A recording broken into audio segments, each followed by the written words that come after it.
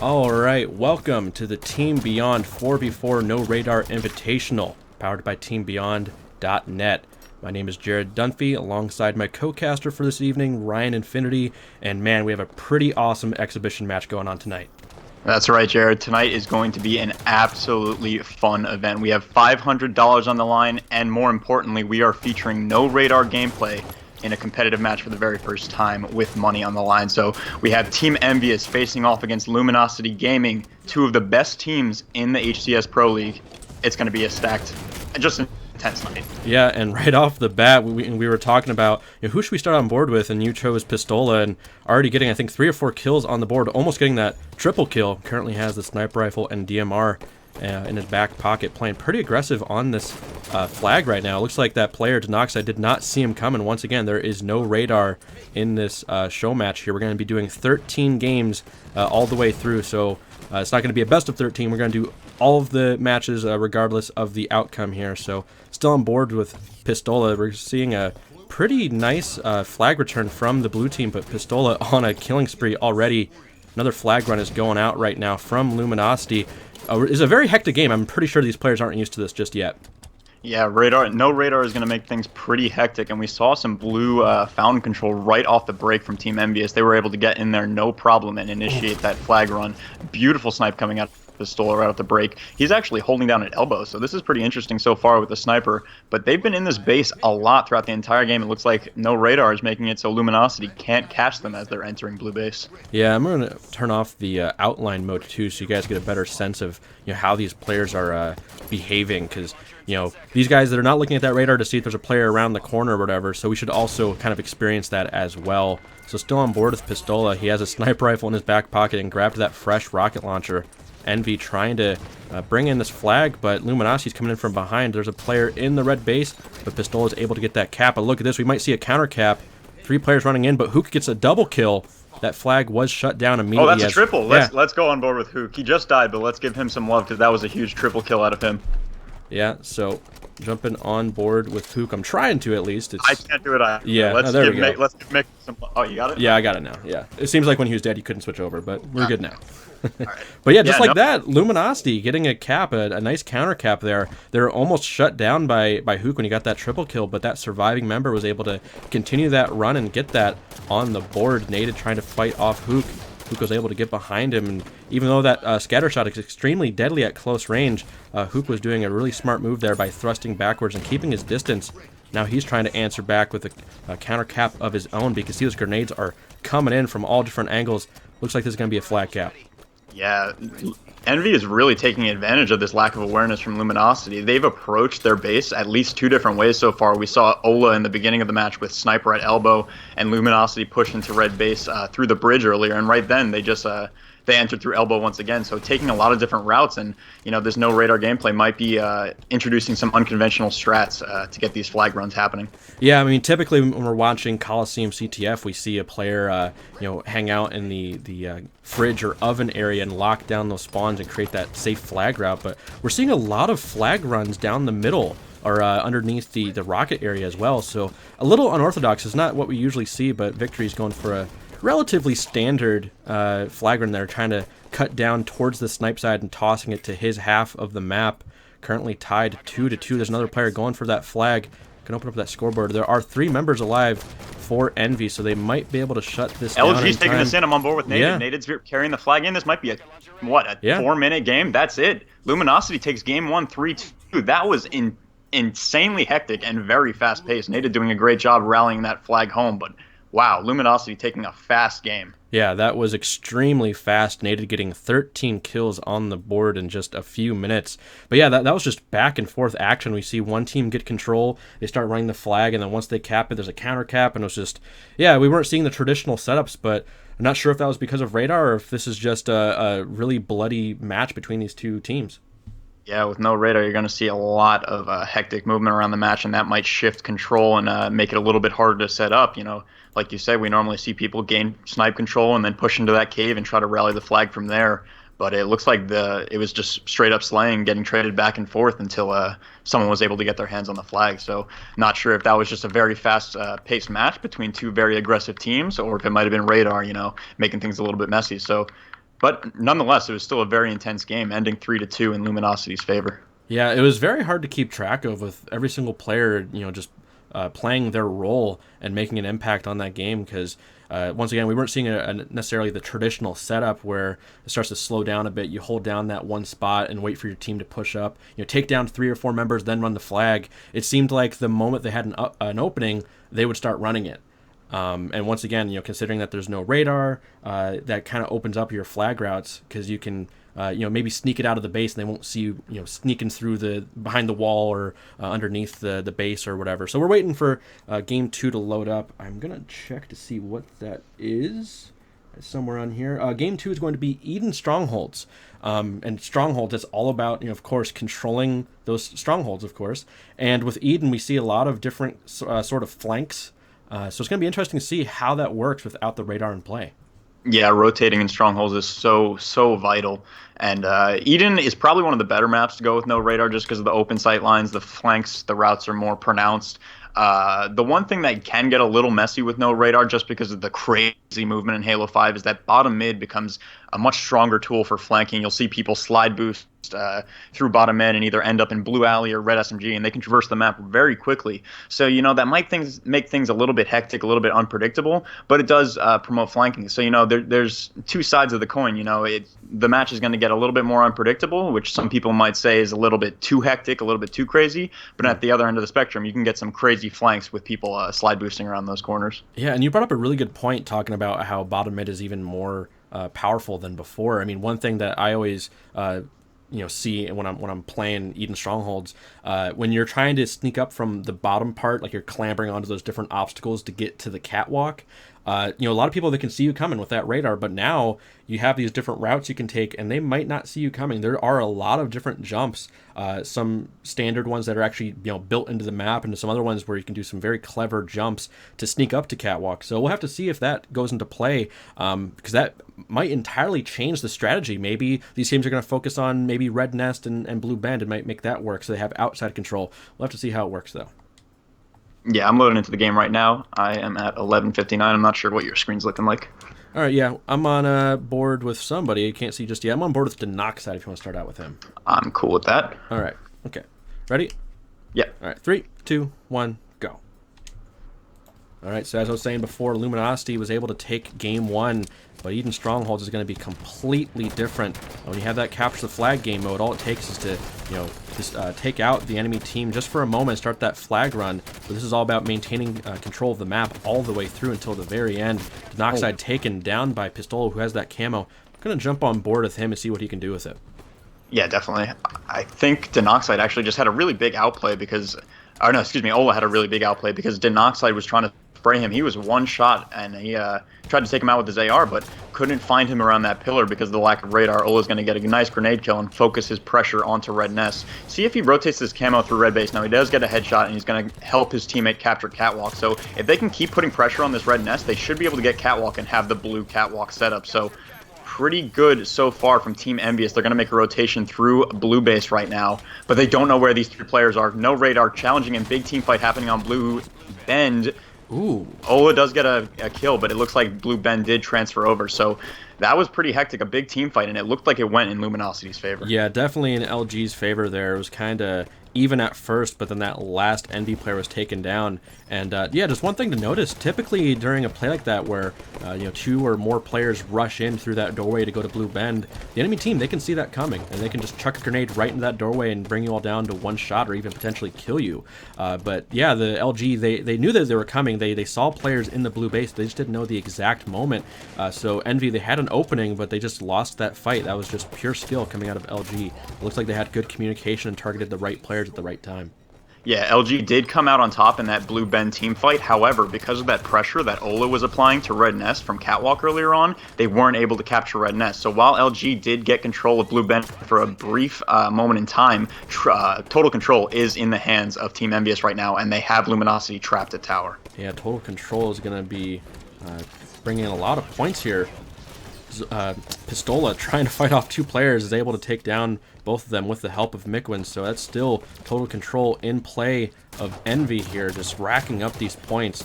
At this point, I mean, what should the blue team do? I think they should be going for just at least one of these strongholds to stop the bleeding, but they just can't get out of their spawn.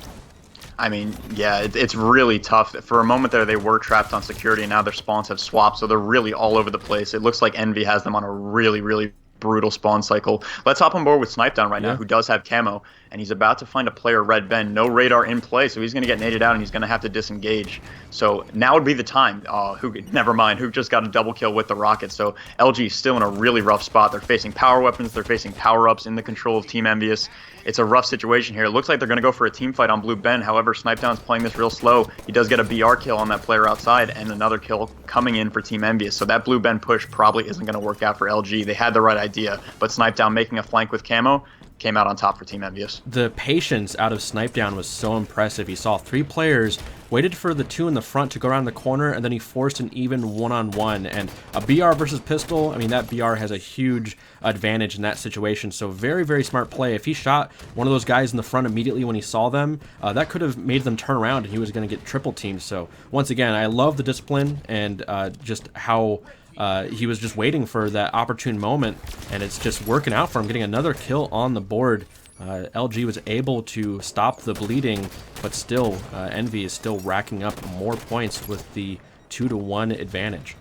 Yeah, notice Snipedown zoning right now. Notice the spacing on the map. He's been in the red portion of the map for at least 30 seconds to a minute now. He has the plasma rifle, and he's been laying down battle rifle from Red Ledge and from Red Bend. So honestly, doing an incredible job putting pressure. LG was able to get Blue Bend, but that's not going to be enough because EnVyUs is going to keep scoring. They have total control right now, and Snipedown is still doing immense damage when they have stronghold control. Snipedown is just doing these very unorthodox plays. I mean, you kind of called it. We're seeing a lot of at least out of Snipedown, he's holding down bottom middle and kind of rotating where he needs to be. And he's using that brute plasma rifle, which we honestly don't see a lot of, especially out of the pro players. But yeah, once again, considering the fact that there's no radar in this show match here, I think we're about to see 100-0. Yeah. This might be a bit brutal for Luminosity. Oh, it looks like they're going to get 1 point. The comeback? The comeback? It's entirely possible. We've seen some amazing comebacks in Strongholds, but looks like Envy's going to be able to cap this Blue Bend and end it right there unless LG can do something. They're just going to be able to contest it and end it. So very, very good game out of Envy. Coming back in Game 2, winning that 100-4. So yeah, definitely a great way to answer after that pretty rough loss in Coliseum, considering that was so close. But yeah, so like I was saying before with the Snipedown during that match, he was holding down bottom middle and rotating where he needed to be. And on top of that, he was using that brute plasma rifle, which is extremely strong at close range. And since there's no radar, that allows him to be able to get closer to his opponents and catch them off guard to be able to get those kills. Yeah, it's tough to say because there are arguments for radar and against radar, especially with the crazy movement in Halo 5. But right there, Snipedown was just putting on a show, so it's kind of tough to analyze. You know, was the movement from EnVyUs just so crazy that LG just couldn't stay on top of it without radar, or was Snipedown anchoring down Red Ledge and Red Bend just amazing control for them? Like, it looked like beautiful Strongholds play, but you got to keep in mind there's a lot of inconsistencies there with the movement and the control coming out of Team EnVyUs. But regardless, a dominant showing from them. Yeah. So loading up Game 3 right now, we're going to be jumping into Truth Slayer. So finally seeing some some Slayer matches, and on top of that, Truth is a very traditional map based off of midship. So as we're loading into that, it's going to be a lot of fun here. Getting some messages from Beyond staff. Sorry about that. That's an honor. Yeah, I'm at 59. Who should we start out on board with? I'm still loading in just because my friend list literally imploded, so I'm going to be hopping on board very soon. But let's give Luminosity some love to see if they can fight back in this Truth Slayer. Let's give Victory since he's the newest member of Luminosity. Yeah, I was leaning towards Victory as well. I mean, once again, Truth is based off of midship from Halo 2, so I'd like to see a veteran player that's played through all of the versions of midship through the years and see how he plays it out. And honestly, with Truth, that pink tower, we don't see it controlled as much as the old school midship and Heretic. So maybe maybe there's a chance that No-Radar might be able to dictate maybe a new meta or something. It entirely depends on how these players want to play it out, but yeah, we'll see.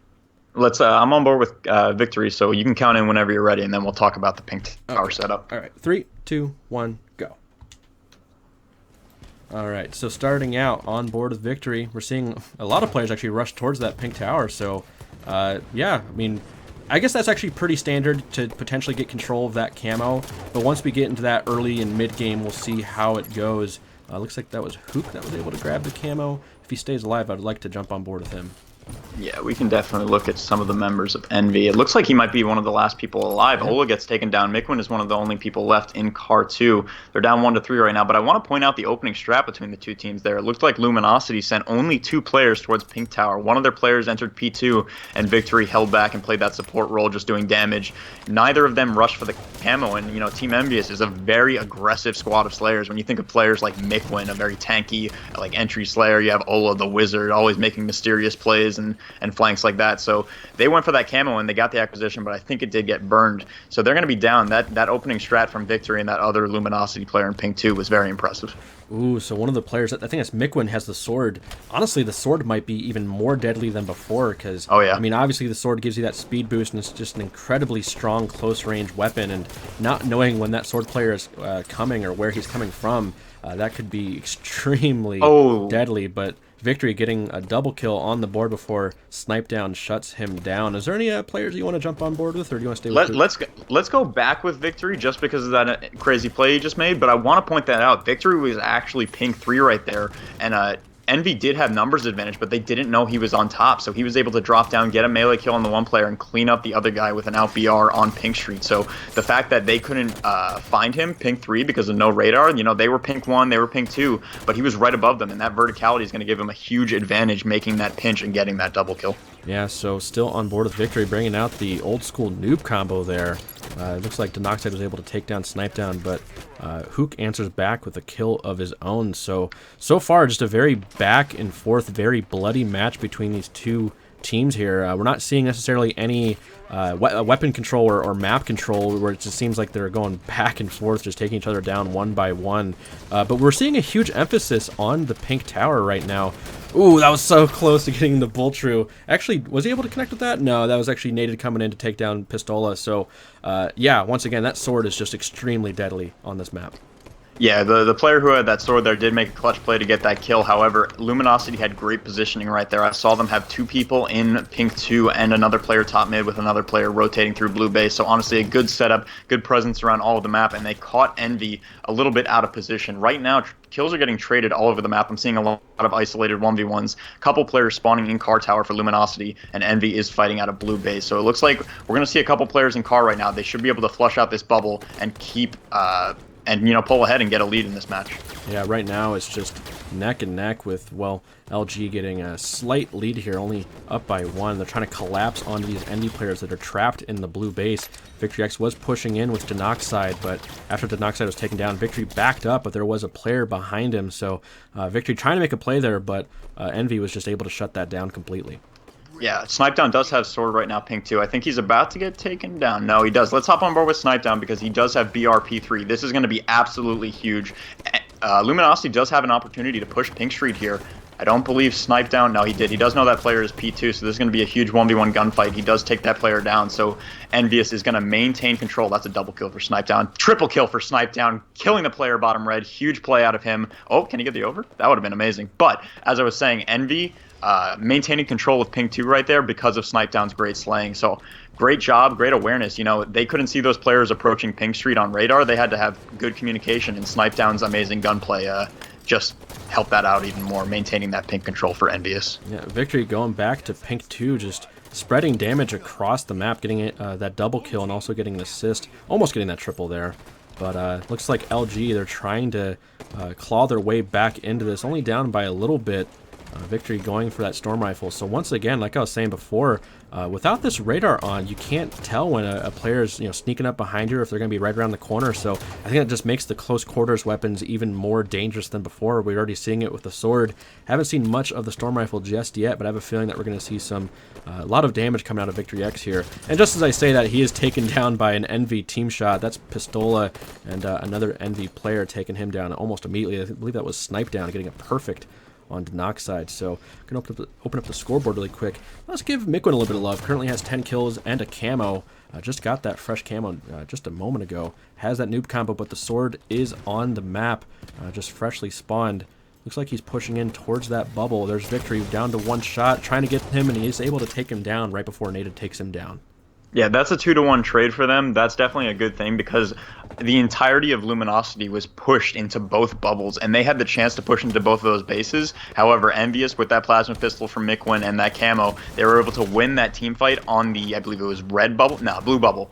They were able to trade 2-to-1 kills in that blue bubble, and that completely shut down the setup breaking from Luminosity, because Luminosity was prepared to push out of Car Tower, but winning that team fight on blue bubble was huge. However, Victory does get a storm rifle kill on Ola, and another player gets an energy sword kill on Miquin. So Luminosity does have the chance to regain control here. However, it looks like Snipedown has been in pink 2 the entire game. They have to take some of these weapons from the bases, either the grenades or the storm rifles down low, and try to break this pink 2 setup. You have a little bit more freedom to push those pink streets now without radar.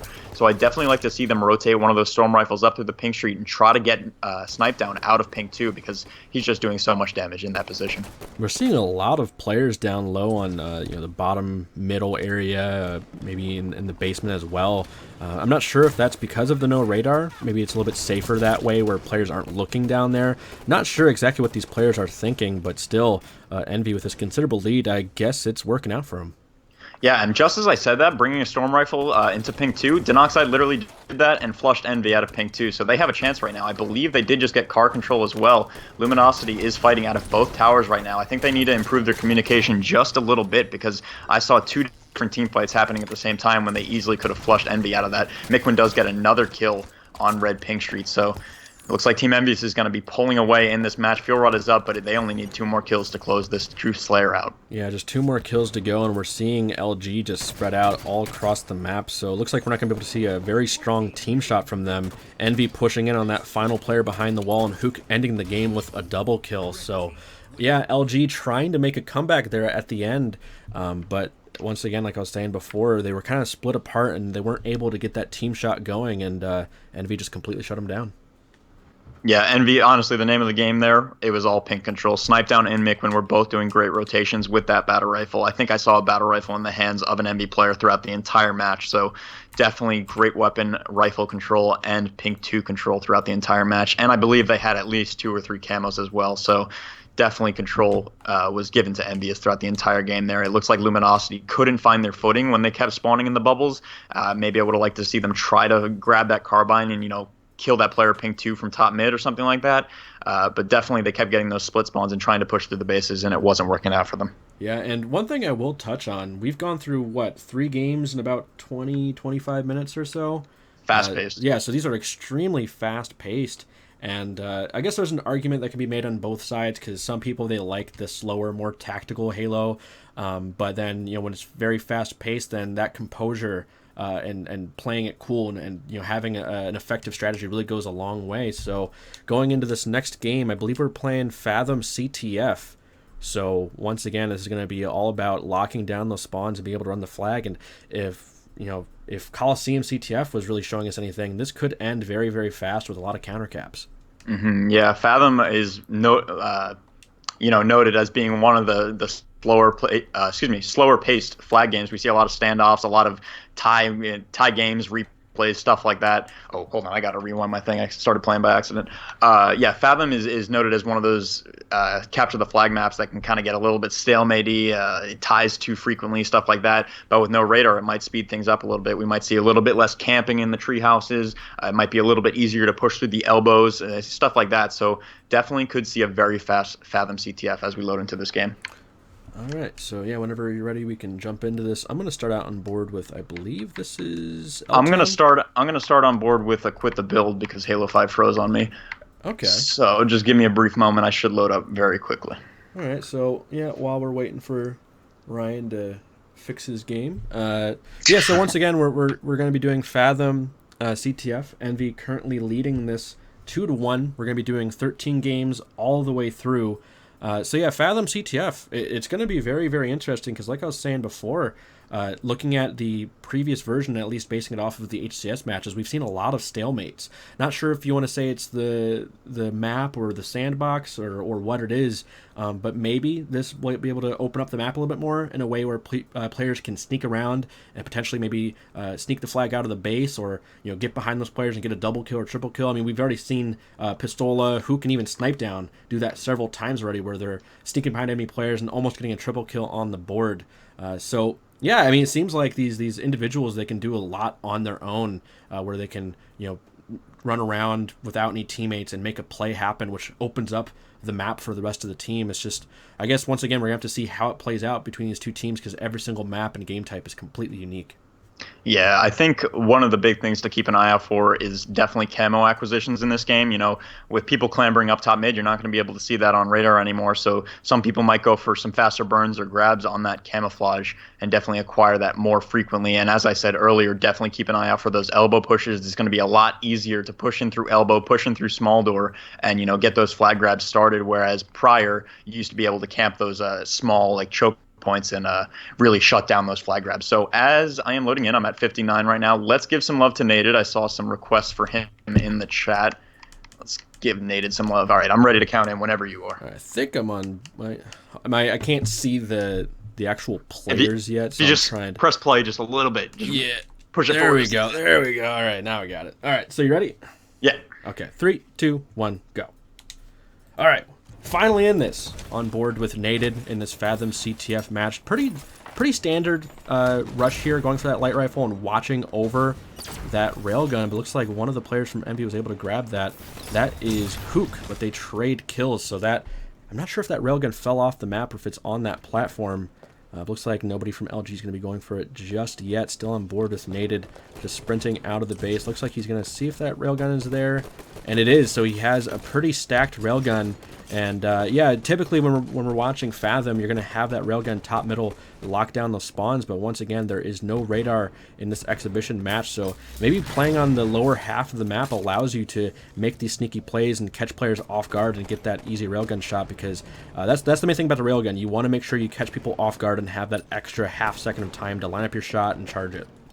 Yeah, that's definitely a possibility. We're definitely going to see a lot of flanks come through those lower lanes of the map, but it looks like what Nated was hunting for right there was about 1 or 2 kills from his team. He got 1 kill with the railgun, but they didn't have any awareness or information as to where the remaining players of EnVyUs were, and he probably would have rotated that railgun up to top mid if he were able to receive that information. However, he does get taken down, so Envy actually got a flag cap. We missed that entirely. So let's hop on board with Snipedown, who is fighting a player in blue window right now. Looks like Envy is coming out strong in this Fathom CTF, getting a flag under our noses. He does die, 2 players down for Envy, so Luminosity might be able to get a footing here, get into that treehouse, and gain top mid control. Yeah, we're going to stay on board with Snipedown through this next respawn. There is a flag out. LG's trying to get that counter cap going, but looks like they're quickly shut down by those fresh spawners from Envy. Looks like Snipedown's going to be able to get this return here. There's a player shooting him in the back. Keep in mind that this railgun is spawning in about 15 seconds, and then the camo will come back into the game shortly after. So these rotations are very important. We talk about it all the time, where when you see these new weapons coming up, you don't want to die and then be out of the game for 8 seconds and not be able to contest those weapons. Because obviously if this enemy team is this Envy, if they're able to lock down that railgun and camo, they can get another cap on the board. But it looks like they don't need it just yet. That's Miquin running in another flag cap. And it looks like he passed it off to somebody, or maybe just let go. I'm not sure the exact situation here. It's the flag stalemate. is away. Yeah, I did not see that. Victory does have Team EnVyUs' flag in his generator, so we might have a stalemate happening right now.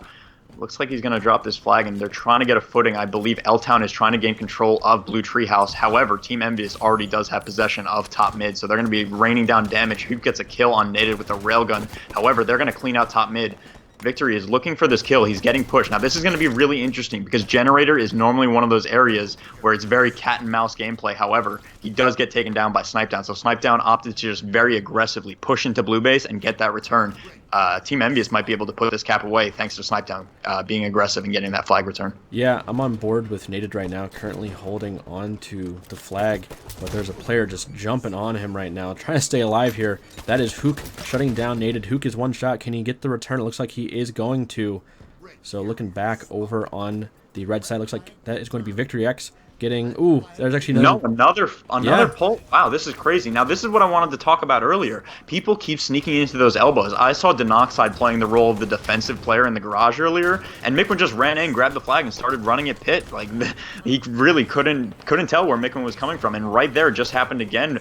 One of the members of EnVyUs wanted to rally that flag in, but I believe you said it was Victory who got the flag pull. So people are able to enter the base, very unpredictably, and it's making some weird events happen, where EnVyUs is inches away from grabbing this flag and or scoring this flag, and Luminosity just charges in and quickly throws it out of the base. So very interesting plays happening without Radar and being able to enter those bases so easily. Yeah, and it looks like EnVy is just starting to get control of this game. You can see how that team shot is just really coming through. Nated spawned, got out of the base, and then almost instantly died from, I think that was 2 or 3 players shooting at him. We're seeing another flag out right now. But like you're saying, these players are able to sneak into the base. But there is a player in there. That's Snipedown trying to buy his team some time by crouching behind that wall. And he actually gets the outplay thanks to Hook coming in to save the day. Very, very smart move there. Just delaying Nated as long as possible by crouching behind that wall. That's the one thing that we have to talk about with these pros. They don't go for fights every single time. If they're in a pretty rough situation, they're just going to play it passive, use that cover, and like I said before, stay alive for as long as possible and have your teammates come in to save the day. Nated taken down yet again, but he's able to take Mikwen down with a stick. Let's jump on board with Hook. He has 15 kills, currently in the red base, just hanging out, trying to play defensive here, because it can be any moment where an LG player can just sneak in and run that flag. Because Fathom, I think it's like a 10-second flag route if you have a perfect one. So you have to be very, very careful with your defensive strategies on this map. And now is the opportunity for Luminosity to pull that off. They just had 4 dead for the members of Team EnVyUs, and they have the flag rallied halfway across the map. It looks like someone's throwing that into the base. It's going to be a flag cap for Luminosity. They're clawing back into this match. However, EnVyUs is right back on the offensive. They're going to clear out blue base and try to get this flag pull. Yeah, it looks like 3 down out of Envy right now. Denoxide right off the spawn, just getting bombarded by grenades right off the spawn by Hook. Looks like Hook was able to calculate that spawn, just keeping in mind where his teammates were at and where the rest of LG were on the map. And we're seeing a flag coming out right now. Let's jump on board with Hook. Going top middle right now, trying to keep this flag carrier alive for as long as possible. Gets the perfect on Nated. Ooh, gets the double. Very, very beautiful play. So Envy is going to take this game going up 3-1 in this series. 21 kills on the board. Very, very impressive.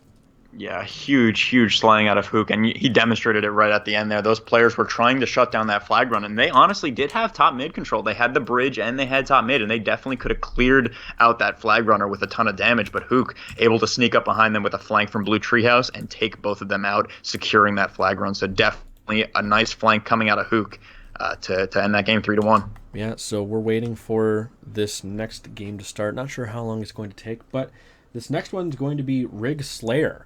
And oh man, just I talk about this during our other tournaments.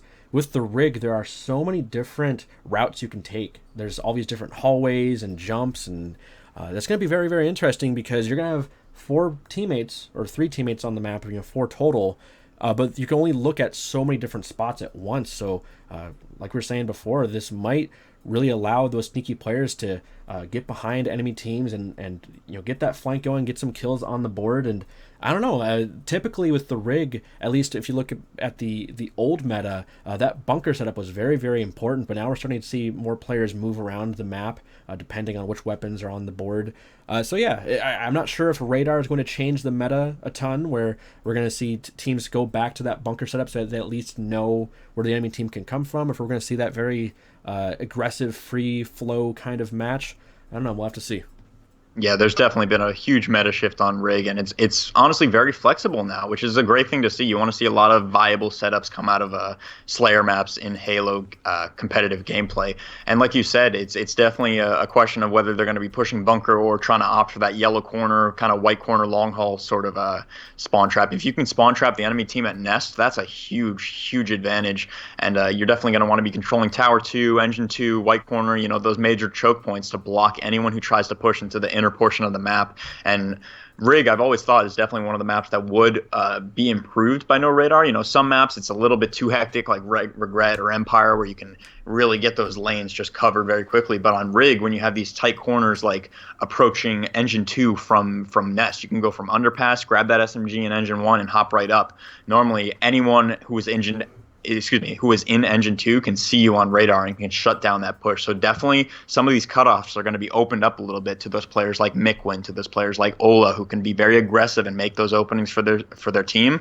And that's definitely going to be able to break some of those setups. So we'll keep an eye on what setups they're opting for and how the opposing team is going to break them when this match kicks into action. Yeah, they're starting up right now. We're just waiting for spectator mode to kickstart. But the one thing I want to mention, because we're talking about how there can potentially be some really massive setups going on, but that Predator combo is so strong. If you get that camo and shotgun, you can completely break that setup and just blow a hole through that defense and make a play happen. So yeah, it's very interesting because that's the kind of Halo that I truly enjoy, where there's not one clear-cut strategy. There's always a counter, and you have to be able to master countering that counter to be able to win.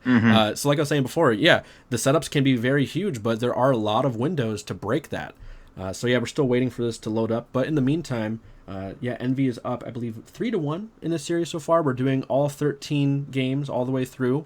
And $500 on the line. So the winner of this will be able to take $500. It's pretty awesome. So big shout out to Team Beyond for hosting this, especially Saucy. This was his genius idea to get this rolling.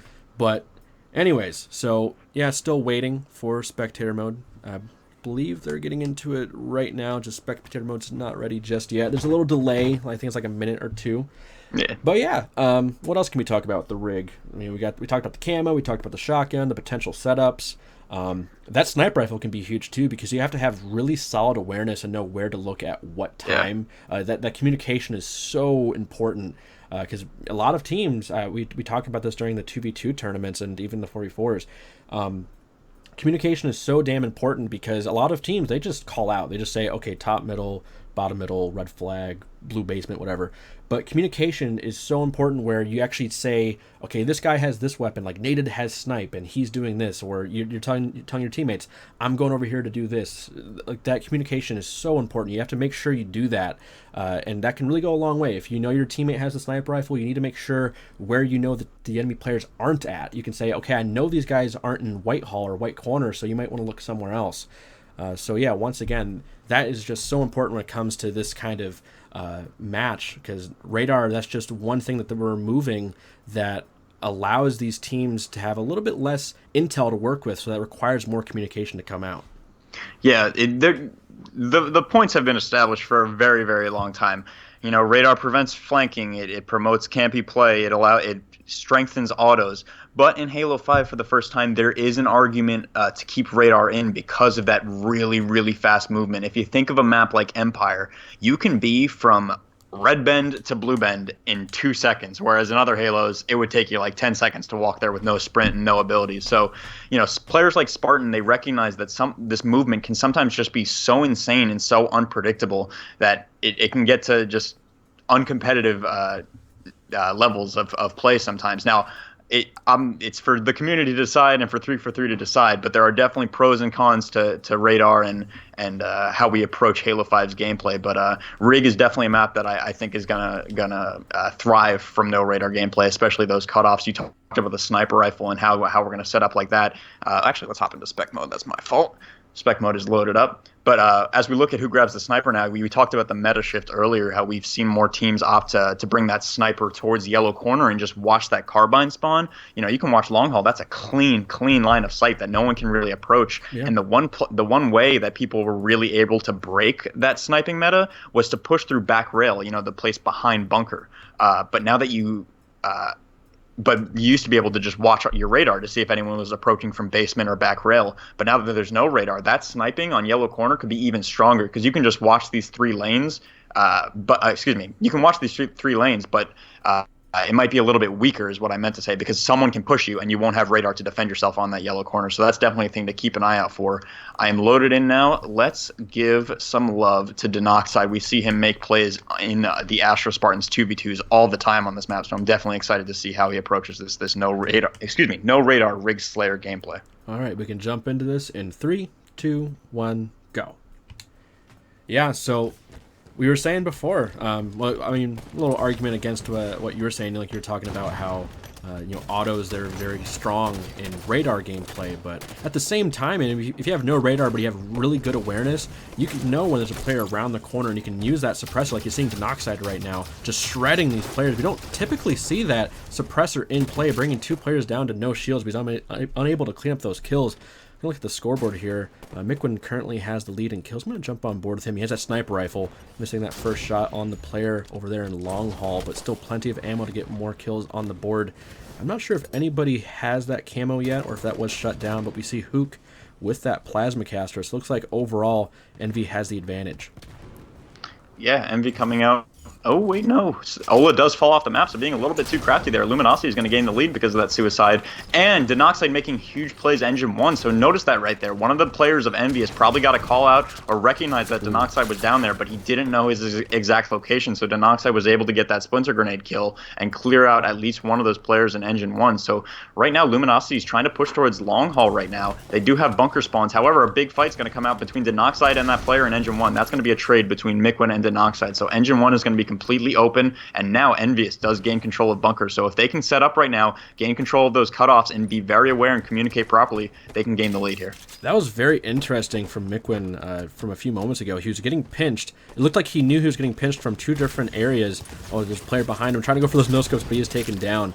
But there was one player coming in from that DMR spawn. There's another guy in Engine 1. And so he knew there was a pinch coming, but he didn't know who was coming first. And he looked one way, saw the player, but the other player that was behind him was already there and shooting at him. So that's the one thing we're talking about with no radar. That awareness is key to victory, knowing who to fight at what time. Once again, Mikwin getting hit from behind by Victory X with that storm rifle, just shredding him down. Plasma caster's coming up in just a brief moment. Looks like Hook is fighting for that, but we're seeing a huge fight over here towards the camo area. Mikwin trying to scan the area for enemy players, but L-Town's able to take him down with a headshot. Let's jump on board with L-Town as he has that sniper rifle, but there's only 1 shot left. Let's see if he can make it count. Oh, doesn't make it count, but still, there's a player in the white hall, chucking that splinter grenade, taking Ola down to no shields, trying to zone out these other players from pushing into the center of the map. Looks like he's not going to be able to get any kills just yet. Yeah, notice that EnVy was able to push from Nest Bridge into Whitehall and into Engine 2, and so a big team fight happened in Whitehall right there, but because of that no radar, they were able to push in very effectively, and L-Town and the remaining members of Luminosity were kind of set up around Sniper and around Tower, so, those angles really conflicting each other right there, and it came out pretty even. Both teams traded kills fairly evenly, and now L-Town is spawning at Carbine, so it looks like the sides are going to be swapped. We saw L-Town and Luminosity on the Tower side earlier, and now we see them stuck at the Carbine side, so EnVy is doing a great job at breaking that tower setup through that Whitehall push. This is just an insanely aggressive game. I'm watching Hook, still on board with L-Town, but I'm watching Hook just run around the map, just spraying damage all over the map, taking down L-Town with that well-placed splinter grenade, it looks like. Currently on board with Pistola now. Always get that game attack mixed up with this new fancy one, but has the plasma caster in hand. Only 2 shots left, but that can still lead to a nice kill on the board and shut down that push from LG. Does take down Naded with the 2 shots followed by a pistol headshot. Currently don't have the outline mode on, so this really shows how the awareness is key, knowing when the enemy team and where they're coming and when they're doing it. But still, Pistola here. I keep wanting to call him Zola for some reason. I'm reading the the bottom of the screen. We're seeing LG push in towards the barrels. Pistola trying to run away, but he is taken down. So we're seeing a push from LG from 2 different angles. And, that's huge. EnVy, they're trying to shut it down, but it looks like they're going to spawn on the opposite side because they weren't able to hold down that bunker long enough. Yeah, that's exactly what I was pointing out earlier. Ola was in Tower 2, and 2 players from Luminosity just flooded yellow corner. He could have just he could have thrown some nades, pre-naded yellow corner to try to get some hit markers on that, but the unpredictability of them flying across back rail and clearing him out of Tower 2 helped them break that setup, and now they're flooding into Engine 2, so Luminosity doing a great job breaking that setup. Ola couldn't really do anything on that. It was just a raw push thanks to no radar. Yeah, so seeing what Pistola is doing here, that camo player's pushing up on him. Who is that with the camo? That's Denoxide. Let's jump on board with Denoxide. Still about half of that camo left unless he is taken down.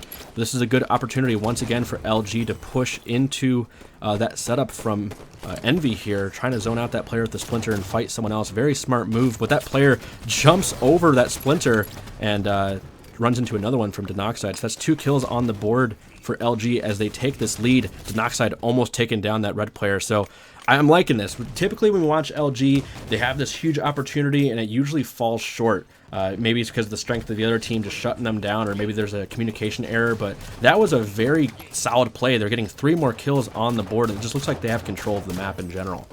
Yeah, that player that you pointed out, that red player who took down Denoxide, that was actually Mikwin. And I pointed out earlier when we started this stream that Mikwin is definitely a person to keep an eye out for because he's one of those very aggressive players. He's making those openings for his team and starting.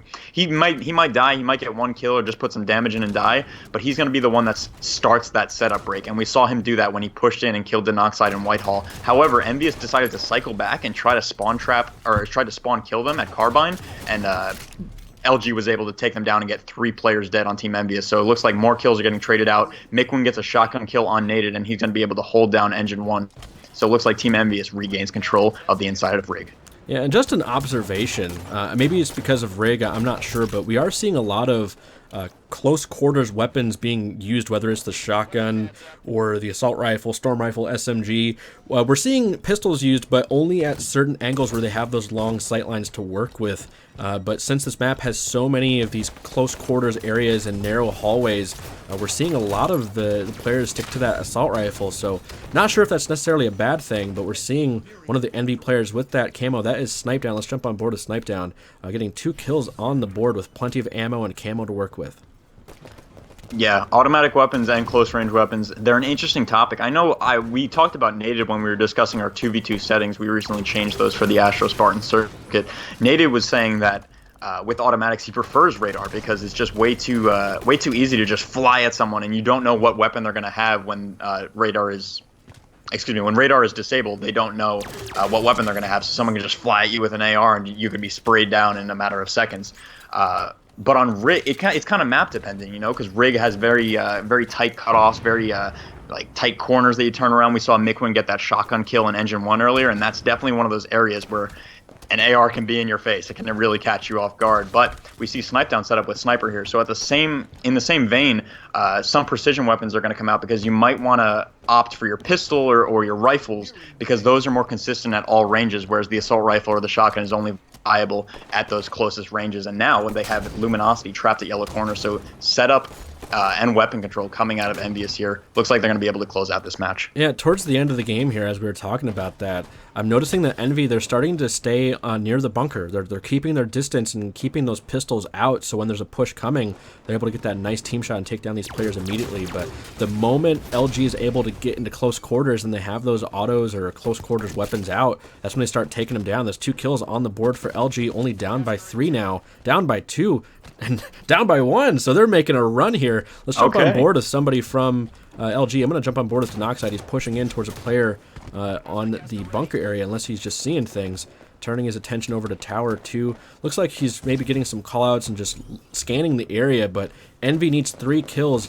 All of a sudden, L-Town getting a double with that plasma caster. That's so huge. So this might be the end of the game in just a moment. That camo is in play. It's on that bottom platform. I'm not sure if somebody from LG was able to get that, but that can completely end this game. Looks like Denoxide's going to be trying to snipe Catwalk. He gets 1 on Snipe Down. Victory gets a kill on Ola. It's one more kill for LG to complete the comeback and take Rig Slayer. However, Victory falls. They're going to be pushing Carbine here very aggressively. Oh, that was so Splinter grenade close. from Naded. Naded sacrifices his life, but the Splinter grenade comes out on top 50-49. in the No Radar Rig Team Slayer. That was absolutely crazy. It was very hectic throughout the entire match, but we did see control traded between the two teams back and forth. I love that Rig Slayer right there. Yeah, Hook going off, 17 kills, just it wasn't enough. They just needed one more kill. And honestly, that last fight could have gone either way. Naded was taken down, but that player ran into the Splinter Grenade.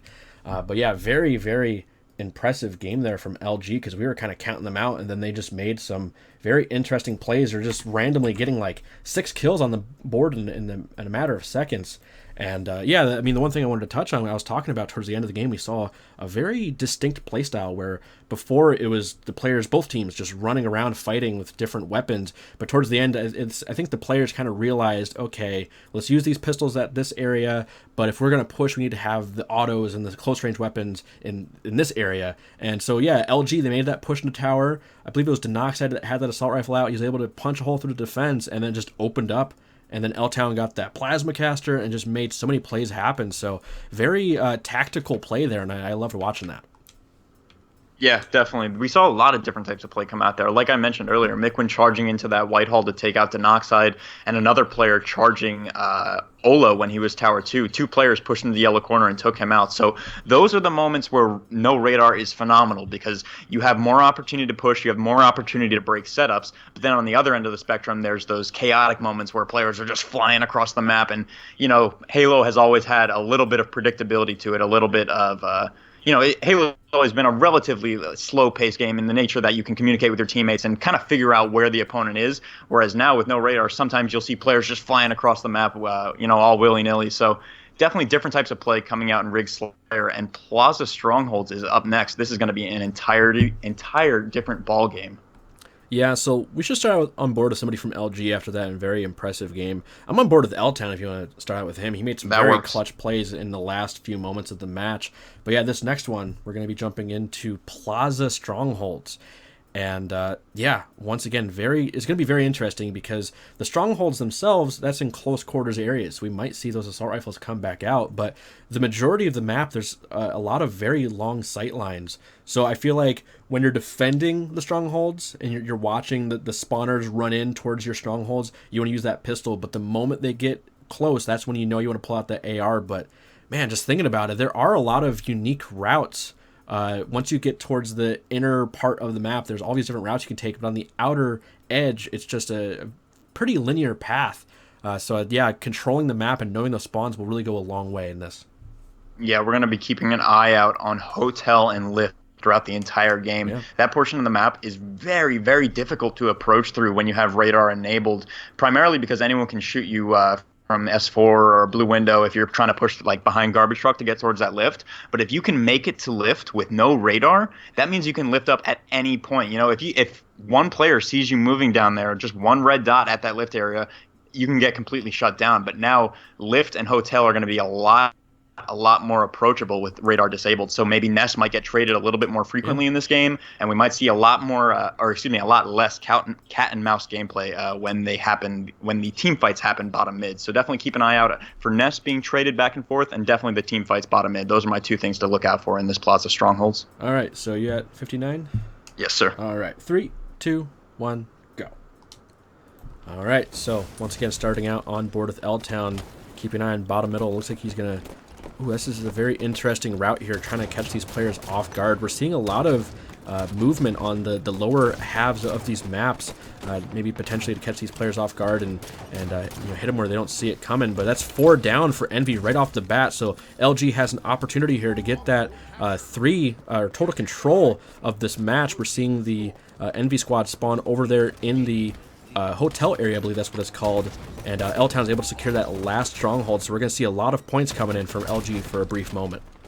Yeah, but Envy using no radar to the advantage, flying into Nest. We saw one player hide right next to L-Town and take him down, and they do trade Nest right away, so definitely using the garbage truck and that snipe ramp to push up and take that Nest stronghold. So L-Town's going to get taken down again. Let's give Ola some love, because he is anchored in hotel right now. He should be able to lay down some damage as the members of Luminosity try to approach towards bottom mid. Yeah, and You know, for anybody that's tuning into this that's not necessarily familiar with competitive gaming or competitive Halo, anchoring is a very solid strategy. That's when you're able to hold down an area and lock down those spawns for your teammates and give them a pretty safe spawn in at least a decent position, and that's going to allow EnVy to at least can maintain this 2-to-1 control or even total control here. It looks like the nest was reset. Pistola, I keep wanting to call him Zola still, but he's shutting down one player, getting hit from that team shot. Let's jump on board with Snipe Down. Looks like he was able to get a kill in the cafe area, unless that player is still alive. Not sure what's going on exactly, but still, EnVy just getting a huge lead here with that total control. Looks like they're going to allow LG to control yard and just maintain that 2-to-1. So this is a pretty standard setup. Hold down nest and then have a huge focus on bottom mid, but the moment somebody punches through, then you want to fall back to nest and make sure they don't take that. But very interesting play here. We're seeing two players from EnVy push in towards the yard, and Snipe Down just thrusting in and using that shotgun to take down Nate and get a double for the killing spree. So very, very impressive movement. I wasn't expecting them to charge for yard that quickly. Yeah, that might have been a little bit of a misplay coming out of Luminosity. They poured all of their resources towards driveway and towards tram loop and just let Snipe Down enter yard with a shotgun. So triple cap is, oh no, they did take nest. So lots of spawns being flipped back and forth. However, 3 dead go down on Luminosity. And looks like Snipe Down is going to reacquire the shotgun here and try to take out these players. This is a great play. He does have camo. That's going to be, whoa, nope. Oh, he's missing those shots. There's 2. There okay, now he cleaned it up. He missed the first shot, but he did clean it up. And this might be 3. There it is. Triple kill for Snipe Down, locking down yard. The other players on his team went back and capped nest. Now the remaining players of Luminosity are all spawning in that hotel area. They're going to try to flood towards that lift and towards that garbage truck to try to regain nest. But that was a great play out of Snipe Down. Just extremely sneaky play there, taking down another player for the killing frenzy. Snipe Down just completely going off, getting another double kill. Let's see if he's going to be able to contest this yard. Doesn't look like he's going to get there in time, but he's going to maybe slow him down to push in towards that bottom middle area. But he is taken down from victory from the loop area. So LG, they have a small window to maybe push in. Actually, just as I say that, Hook takes down another member. So LG's currently at a numbers disadvantage here. But just as I say that, Nate gets a double kill, and they're pushing in towards bottom mid. We're seeing 2 players on bottom mid, but Snipe Down is going to contest this as long as possible. Keep in mind that if you stand in that stronghold as the enemy team is capturing it, you still earn points. But just as I say that, Pistola getting a double kill and Hook answering with a kill of his own. So that bottom mid was not taken. And once again, we're seeing Snipe Down push into the yard and keep this pressure on those freshly spawning LG players. Yeah, in that moment, LG did do a good job of retaking yard, and they're going to try to contest it right now. But what I mentioned earlier is that they're pouring way too many resources and trying to break that loop area, that tram area, that glass area. I'd like to see them maybe put a couple more resources towards Cafe, towards Blue, try to get some shots across top mid, because it looks like they're pouring all of their resources towards that loop area, and EnVy's just shutting them down. EnVy decided they're going to abandon the hotel because Luminosity just won't push there, and they're just going to focus all their resources on shutting down those pushes coming from Light Rifle. So great job from EnVy. Another camo acquisition from Snipe Down, and that's going to be total control, ending the game 100-13. Dominant performance from Team EnVyUs. Yeah, EnVy is just, they appear to be very, very good at strongholds in general. Their slaying ability is one thing, but their positioning is just on a whole nother level. Because a lot of players, I've seen it in matchmaking, I've seen it even in the Pro League, where these players, they'll hold down bottom mid and nest and just let the other team have yard. But EnVy, they don't care. They're going to make those plays on yard and apply a ton of pressure and just make sure that LG, they can't do anything about it. So that's why we saw a 100-13 lead from them. Actually, that's how the game ended. And looks like EnVy is going to go up 4-2 in the series, I believe. So correct. Yep. Yeah, very, very impressive. Yeah, EnVy, just dominant performance there. It's tough to say because EnVy is the #1 team in the standings. I've been getting some flack because I said they were the #1 team online on the forums. So I apologize. Yeah, I know. Preposterous. But they are the #1 team in the HCS standings. So they are dominant. LG is the #4 team, not to be doubted, but EnVy is very dominant currently. So it's tough to say, is EnVy just that amazing? Or is it, No-Radar making things a little bit more snowbally, a little bit more unpredictable? Is it that they're not familiar with this gameplay, or is it the gameplay not balanced? It's a tough conversation to have, and I'm sure there's going to be lots of discussions both within the community and within 343 to not only balance these game types and decide if Radar is going to be included in the future of competitive Halo. But what is the next game type we are loading into right now? Regret Slayer. And the one last thing I'll say about Plaza Strongholds, I mean, yeah, they appear to be very, very strong at Strongholds, but I mean, if you let Snipe Down get a 13 kill spree, I mean, what do you expect? Oh, God. He's just a complete animal, at least when it comes to Strongholds on Plaza. We'll see what happens in this next game. It's just going to be all-out Slayer, first team to get 50 kills, and I'm sure we're going to get to 50 very, very fast. So both teams very, very strong in the slaying department. We're seeing, LG, sometimes they have really strong objective games. Sometimes they get kind of just demolished. But once again, we're jumping into Slayer on Regret. And, all that matters is slaying and that team shot. Absolutely. Regret's going to be super chaotic. As I mentioned earlier, well, let me load into this before we talk. I'll talk as soon as we count in. Let's give Miquin some love because he's definitely going to be one of those very aggressive players that we're going to see in this Regret Slayer. I'm at 59, ready to load in whatever you are. All right. 3, 2, 1, go. All right. Let me switch over to that, and there we go. So starting out on board with Miquin, looks like Snipe Down jumped right over that overshield. Not sure if that was intentional or not. Victory was able to grab that, and he is quickly taken down, so that overshield is going to spawn at 949 or 48 around that. Miquin getting another kill on Naded. We're just seeing these players sprint at each other and thrust into the base and take them down. We're just, oh man, this is... Notice that right there. I don't want to cut you off, but notice that. Team EnVyUs did have control. I just saw like 5 things in the kill feed right now. This is like pretty absurd, pretty fast-paced.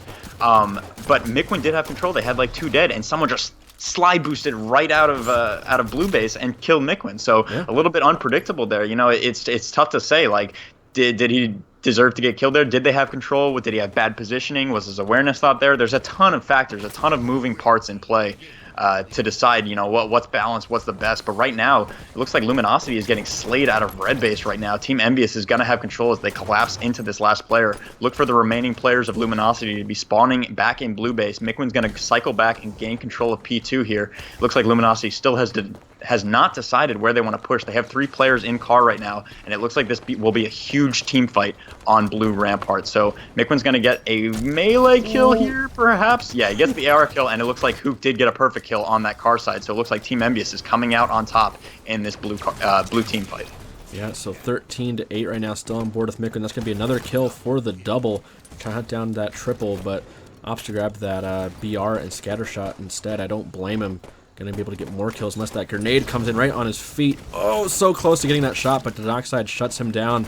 Denoxide immediately into another fight. And, man, one thing I want to touch on, because we were talking about how chaotic and hectic this is, and I'm reading the forums and checking out Twitter as this is going on. There are some arguments going on against it, saying, like, well, Halo's always fast-paced. But I guess the one thing to consider is, with no radar, you can't anticipate on these things happening. You don't know if there's a player around the corner, so it just makes it that much more intense because, with these competitors, there's so much going through their mind, thinking about the weapon respawns, where are my teammates, where are the enemies, there's all these different things, keeping track of the items and how much ammo they have. So for someone like Miquin, I'm sure he's thinking about, okay, well, I know there's a guy bottom mid, he could be here any second. There's just so much going on, and that's why I feel like it's so much more intense. Maybe it's not more fast-paced, but it feels that way. It's definitely more fast-paced, but the question is, how fast-paced do we go until it just becomes, unbearable, so unpredictable that you just don't know what's happening. And this is definitely the map where we can decide if that happens, because if you're looking at this, you could, like I said earlier, you can be from red Rampart or red car side, and you can slide boost and be at the blue base in a matter of seconds. That's not something that you can do in old Halo.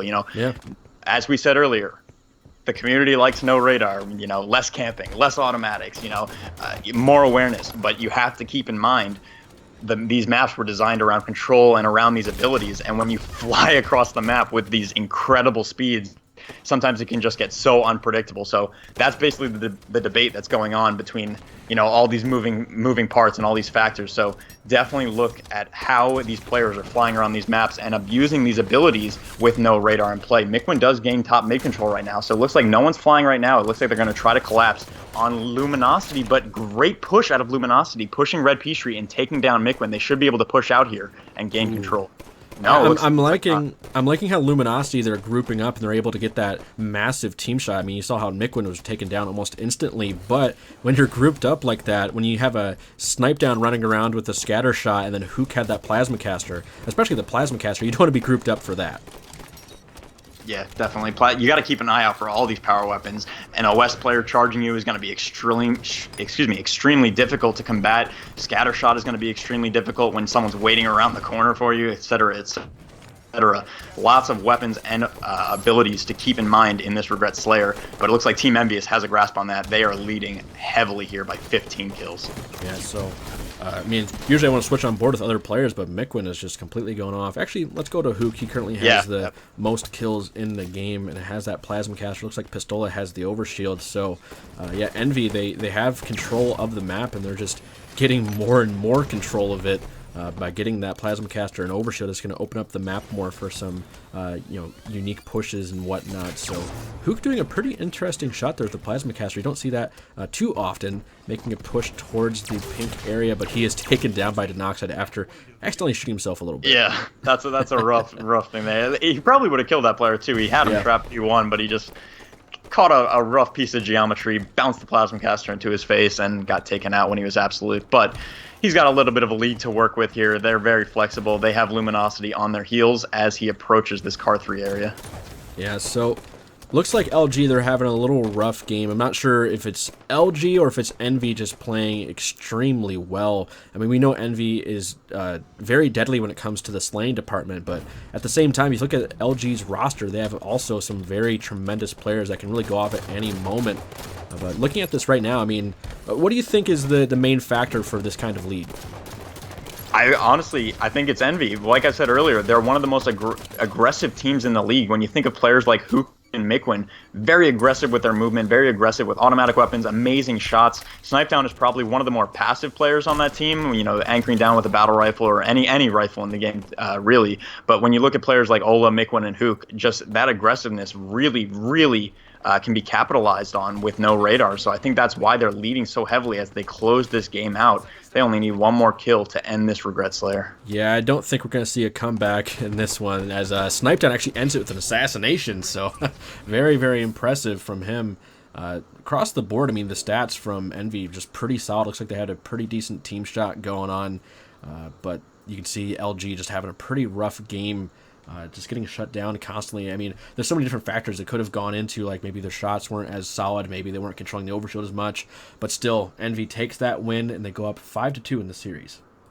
Yeah, taking that Regret Slayer is huge. They are inching their way towards that $500 prize. Keep in mind, ladies and gentlemen, we have almost 2,000 viewers in the chat, so honestly, thanks everyone for supporting. It's a huge community-driven event. Love to see everyone giving their feedback and giving their thoughts on No Radar. But as I was saying, $500 is on the line here.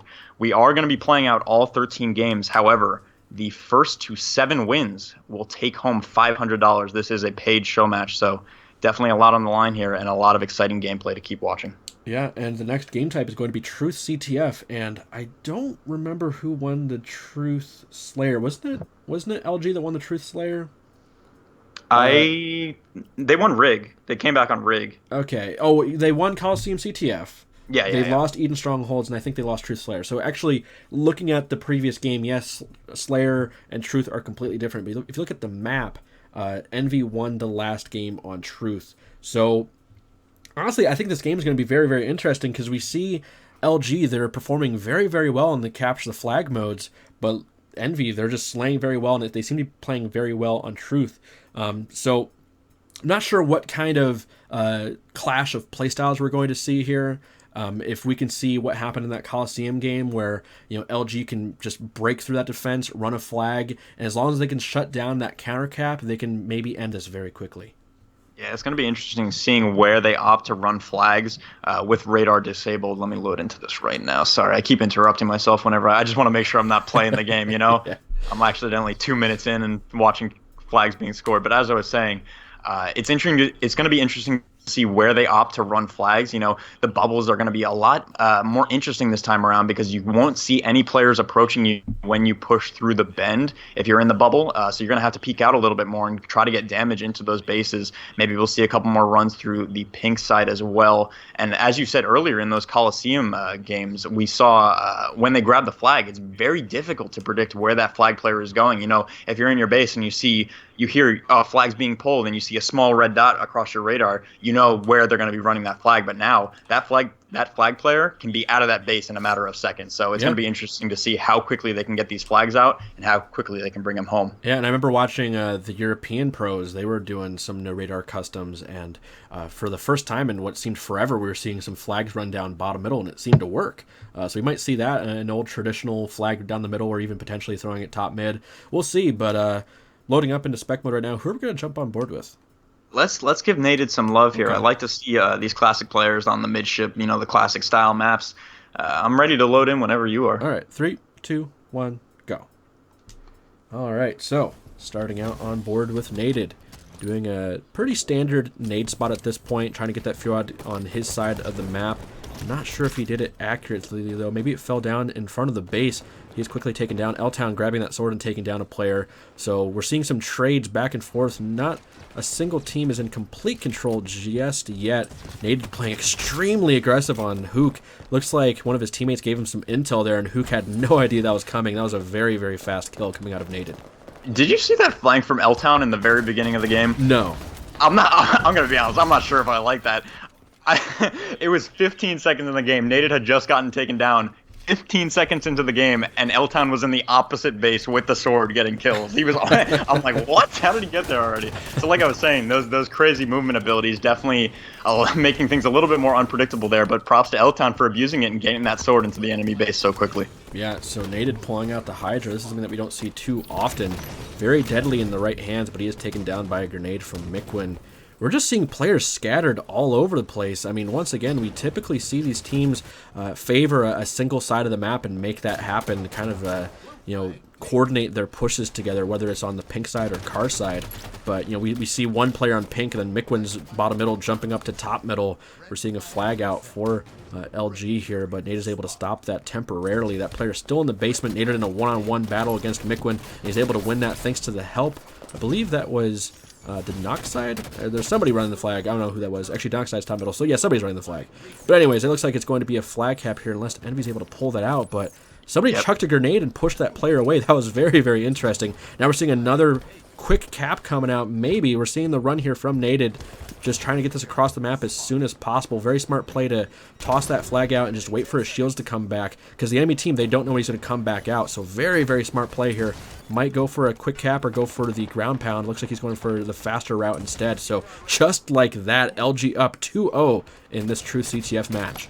Yeah, L-Town was the one that originally brought that first flag cap in, and then he made some incredible plays to push a player out of their own team's bubble, and then he just held down Carr for the rest of the time. He has Storm Rifle right now. Let's hop on board with L-Town to see if he can get a kill. He does get taken down by Sword, but he's going to be spawning back at his base. Let's see which lane he decides to push here and gain control of. But I liked what we saw out of L-Town, getting that first flag cap and then gaining control of Carbine afterwards. Yeah, I mean, we see these kinds of rotations occasionally. It requires perfect execution. You have that one player, he runs the flag, caps it, and he's able to rotate back to a lane, like you're saying, whether it's the car side or pink side, and kind of create a safe route for his teammates that are grabbing the next flag. And so that's how we saw that quick 2-0 lead for LG here. Once again, to see how these players are setting up on the pink side and making a play happen. This is what you want to see. Very, very impressive. We got one player that's the knock side on the other side. He's going to be able to hit these players from a different angle and throw them off their game. But as Nated is inside of the enemy base, Hook is shutting him down. So now that they're at that disadvantage, you see L-Town back up and go into a more defensive stance with that Storm Rifle. But Denoxide getting a double kill right there. Yeah, you pointed out Denoxide was all the way across the map, and I'd like to say he was a little bit out of position there because, as you said, all three members of Luminosity were in the pink street ready to initiate that flag, but Denoxide was trying to get in a 1v1 all the way at his own team's bubble, so they weren't able to initiate that right away. However, they are running the flag right now. This might be the final one going in. Nated does score it. That's a 3-0 victory. Wow. Very, very different from what we saw in the Truth Slayer. Nated and Luminosity coming out on top, coming out strong in Truth CTF. Yeah, that's something that we were talking about. We were saying, is LG's superior CTF strategy is going to win, or is it going to be EnVy's slang ability on Truth that we've seen before? Is that going to take over? And ultimately, it was LG's just tremendous CTF gameplay there that was able to come out on top. I think, honestly, if that game was a little bit longer. If EnVy was able to deny those flag captures and the game went on for like maybe the 10 minutes or 8 minutes or something like that, I think they would have had more opportunities to get complete control of the map and start slaying. But really good job there from LG to be able to shut down EnVy as quickly as possible to avoid any sort of slaying ability. I mean, you look at the scoreboard right now: Miquin 11 kills, Snipe Down 3, Pistola 3, Hook 2. Wasn't a great game from EnVy there, at least in the slaying department. Yeah, I noticed Miquin was, kind of in Luminosity's bubble for a large portion of the game, and that's okay if you have full control. But as we saw, Luminosity, they always had at least one player P2, and then 2 to 3 players pushing that pink street and initiating that flag cap. What we saw from EnVyUs is they were able to fight out of their base, but it looked like Miquin and Hook were just kind of opting to be a little bit too aggressive towards the wrong lane. Miquin was stuck in the bubble a little bit too much, and he wasn't able to, get into that P control. I think Miquin would be one of the best players to send from pink 2 into the base, through the pink street or through the sneaky, because of his incredible gun skill and his very aggressive nature. He's definitely the type I'd like to see convert that aggression into a flag cap, but instead he was kind of hunkered up in Luminosity's bubble the whole game. So definitely a couple misplays coming out of Team EnVyUs, and honestly great flag runs out of Luminosity. Yeah, and just a quick question to you, Ryan, before my Xbox catches on fire. It says spectator mode is available, but I can't load it, so I want to see if you're having the same issue, because I might have to do a quick quit the build here. I'm not sure, but I'm already in the game. Luminosity 50 to 10. Yeah, probably. I wouldn't doubt it. Nah, so. I'll wait for you, but we can talk about Plaza Slayer a little bit while you get that loaded up. It's very similar to the Strongholds analysis points that I brought up earlier. We're going to be keeping an eye out for that lift and hotel area once again. As I said, in the Strongholds, it's very difficult with radar on to try to get up into that lift area. The lift makes so much noise to begin with, and you have to keep an eye on your radar when you're in nest. But with radar disabled, you can get a lot of flanks pushing up through garbage truck, or anchoring down hotel, or pushing through the lift. That's definitely a key area that you'll be able to use to break setups. And on the other side of the map, you have glass and loop and stuff like that. Those are very cat and mouse areas as well that radar can really be abused in. So when radar's disabled, those areas might be, you might see the gunfights in those areas end a lot quickly thanks to radar being disabled. So we'll definitely see how the meta shifts in this Plaza Slayer without radar. I'm definitely excited to see how everyone's playstyles end up.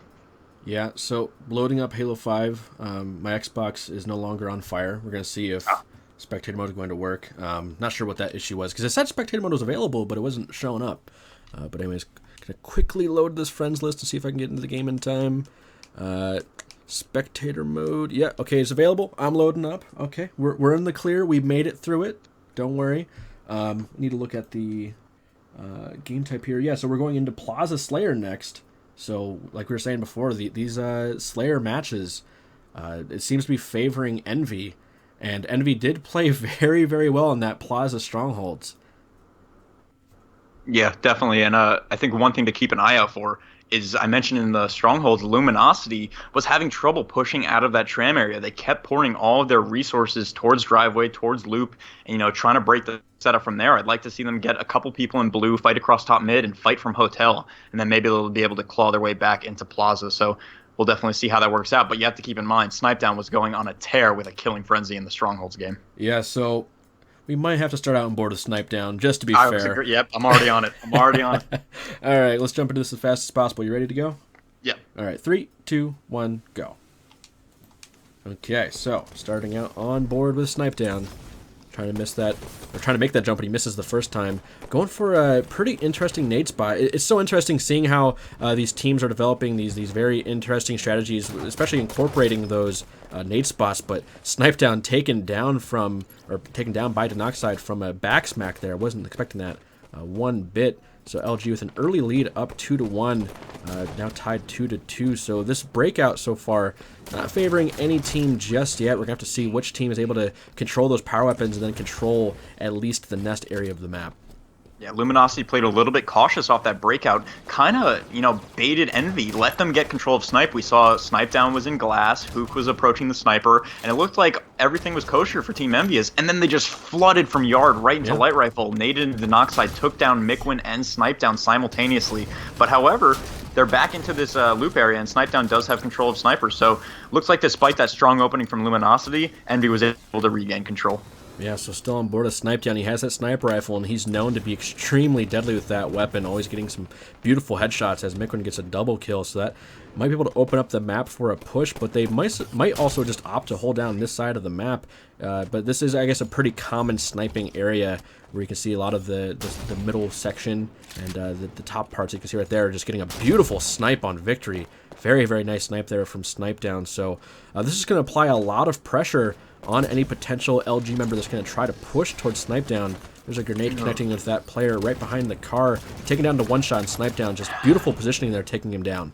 Yeah, and speaking of the opposite of beautiful positioning, I don't know what Denoxide was doing there. He pushed all the way from garage through bottom mid to soda through loop and tried to challenge Snipe Down, who had sniper, when his teammate was all the way over at lift. That's definitely a misplay from Denoxide right there. I would have liked to see him just work with his teammate at lift, get control of hotel or garbage truck or blue, give his team some favorable spawns. But instead, he just was met with a sniper and a 2v1 from Team EnVyUs. So a little bit of a misplay coming out from Denoxide.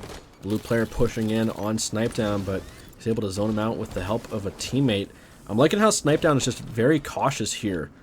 Working these angles to make sure he's... Ooh, never mind. I was going to say he's always in a position to get help from his teammates, but just as I say that, runs into 2 members from Luminosity, and that's...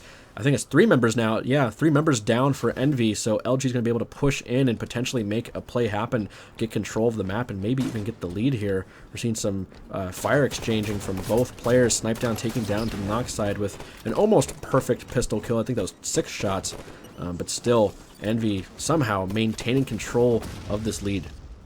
This is huge. Notice what Snipe Down did right now. He is in a 1v4. He does get a cleanup kill, and he's putting damage on top yellow right now. So good play by him. I'm surprised the Luminosity player that he ran right past didn't notice him. But what we were saying earlier when we were looking at Eden strongholds, bottom mid on these very wide open asymmetric maps can be utilized for these flanks without radar. We saw Snipe Down go all the way from garbage up through driveway, and he got that cleanup kill when he made his way to yard. So it's pretty huge without radar when you have more flexibility to use these infrequent routes from bottom mid to try to make these flanks. So Snipe Down definitely coming up huge right there and making that flank and getting those kills in yard. Yeah, three members from Envy are taken down. Snipe Down is the last surviving member trying to just get a kill, and he is trading there with Denoxide. So overall, not the worst play you can make, at least getting a kill on the board and slowing down that control from LG. But yeah, like we were saying before, the flanking, that's very viable now. I'm assuming that's because of this no radar, because typically with that radar on, if you're trying to zoom by the enemy team, they're all going to see you. That little red dot on the radar is going to show up, and they're just going to collapse on you and punish you. But we're seeing Snipe Down so far multiple times in the series, just getting behind LG and throwing them off guard, and is able to get a kill or two and just dealing damage all over the place, and allows Envy to make a play happen. Because you have to consider, if Snipe Down gets behind them, LG, they want to turn around to shut him down, but then if they turn around, then the rest of Envy can push up. So that's where the communication is so important, allowing for those kinds of plays to happen. Very, very impressive game, or series in general, from Snipe Down, trying to zone out that player with a grenade. Has the sniper rifle yet again, and we're seeing him come to this spot quite often and getting a lot of kills with it. Yeah, absolutely, I agree with you. But let's hop on board with Hook right now. Let's give him some love. He does get taken down, but we'll stick with him through the respawn. And I don't want to critique him too much, but I want to talk about what Denoxide's been doing this game. He's 4-9 right now, so one too many deaths on the board. Victory is 1-10, so 2 rough performances coming out of the members of Luminosity. But you were talking earlier when we looked at Plaza Strongholds how the outer rim of the map is very lane-based and very linear. That's the type of stuff I'd like to see Denoxide abuse. We've seen him charge bottom mid twice now and get punished by the members of Team EnVyUs. Envy, double kill coming out of Huke. Excellent play right there. Envy's gun skill is just too good. You can't rely on these unpredictable charges. You got to use those outer lanes of the map. You got to slide boost through blue. Abuse tram and that setup. Those are the places I'd like to see Denoxide try to flank in, but instead he keeps running bottom middle, without really communicating to his team, and Envy is punishing him. However, Luminosity does gain control of Sniper. Victory X is going to have that in Cinema, and they do have dip control as well. So Luminosity might be crawling back into this match. A comeback is very well possible. Yeah, we're starting to see something kind of similar to that Rig game where it was pretty much in the favor of Envy, and then all of a sudden we're starting to see a different style of play, and then all of a sudden LG starts to come back. So yeah, don't count out the comeback just yet. We're seeing Envy just opt to do a completely different strategy here. They're starting to slow it down. They're a little bit more scattered than usual, And yeah, LG can completely shut this down because it seemed to work in that rig game. But Hook, with the beautiful movement, was able to take down Denoxide with a back smack. He had no idea that was coming. Yeah. I think Envy just really has a grasp on when you want to flank and where you're going to push. We keep seeing them run these, outer rim of the map, these lanes. Snipedown was holding down Tram in the beginning, punishing Denoxide, and now we see Ola in Cafe with an SMG. He's going to be able to take down this player. I'm not sure if you want to hop on board with Ola. Snipedown gets taken down. Oh, no, excuse me. Victory gets taken down. Ola has control of blue. So Envy just has control of the outer rim of the map, and they're really punishing Luminosity when they push through these open areas. That's 3 dead once again for Luminosity. 46-32. Envy is just dominating with this control. Yeah, Envy doing something pretty smart here. Actually, Denoxide is able to grab that overshield and get away. I liked how Envy was trying to contain LG into the yard area, but one player was able to sneak through and grab that overshield, so Denoxide has an opportunity to get some kills on the board and maybe make something happen. But just as I say that, we're seeing Envy push in towards the yard area and take down some players. Pistola getting hit from behind, but just using that cover beautifully, getting the reversal on L-Town. Just absolutely loving how he used that angle to make sure that he was able to spray that SMG and deal damage, but L-Town had that very tough angle to shoot from. Yeah, Ola, great job there. He is pushing out alone right now, so he might get caught off guard. However, Hook does have support from bottom mid, and that's going to close it out. Mikron gets a perfect kill on Victory. Victory having a little bit of a rough performance there. 4 kills and 14 deaths. 15 deaths coming out of Denoxide. So like I said, those two players getting a little bit hectic in their movement. They got punished a lot, and Envy's gun skill, we saw perfect kills coming out of Mikwin and Snipedown. Snipedown had Sniper in the beginning of the game. It looks like Envy really had a grasp of what to control on the map and how to abuse these players who are pushing without radar, trying to get those fast and quick kills. But Envy just too dominant in Plaza Slayer. Yeah, and just a quick reminder, this isn't just a show match just for show. We got a prize on the line here. The winner of this will walk away with $500. And I believe, if I'm looking at this correctly, if Envy wins this next match, they will technically win this.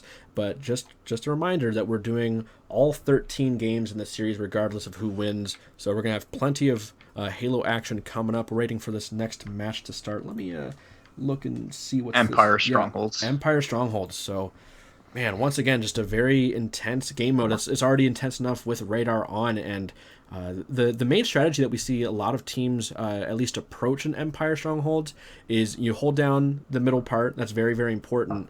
And then you have to have the one base, and the enemy team's going to have the other one. And the moment they try taking your side of the map, the blue base, like say you have blue control and they have red, we see a lot of players flank over into red and they just keep swapping. You maintain control of middle, but you keep swapping the 2 outer bases. And yeah, I mean, with no radar, that's going to allow these players to sneak by a lot more often than before, and honestly they might be able to even sneak into the middle part. You can hang out in that top middle platform or come in from bottom tower. There's a lot of different angles you can take, and yeah, I think the middle area, depending on how these teams approach this, it's either going to be even more difficult to hold down, or depending on the setup, it could be a little bit easier. Just ultimately depends on how these teams communicate and how they approach it. Yeah, I've been mentioning it throughout the night. Regret and Empire are the 2 maps that might be crossing the line on how effective, flanking and unpredictability can get with no radar in Halo 5. I talk about outside control, and that's obviously so pivotal in Empire Strongholds. You get turbine control, you can get OS, you can throw nades into pit from there. But like you said, those rotations and those spawn swaps, when you're rotating and capturing the 2 base strongholds, that might be a little bit too easy with no radar and slide boosting. The fact that you can get from red bend to blue bend in a second or less, like it's fast and it's very hectic. So we're going to see how this plays out. Definitely look for those team fights to happen outside, and look for 1 or 2 players to rotate between the bends and capture those strongholds respectively. So let's hop on board here. I'm not sure if you're loaded in just yet. Loading in right now. Who are we starting out on board with? Let's just give someone crazy. Let's give some. I gave Denoxide a little bit too much criticism last match, so let's see if he can come out with a strong opening in this Empire Strongholds. All right, so we'll start out on board with Denoxide, and we can jump into this in 3, 2, 1, go. All right. So yeah, like we were saying before, flanking is going to be very, very effective, or at least important, in this matchup here. We're going to see these teams fight for the overshield. Denoxide taken down from, that was an auto team shot there. That's 2 kills trading for each team right now, and I think that was Pistola that got the overshield, so I'm going to jump on board with him. Trying to give Denoxide some love, but he had a pretty rough start there. But Hook has the overshield, okay, that was by Hook, the way. yeah. Yeah.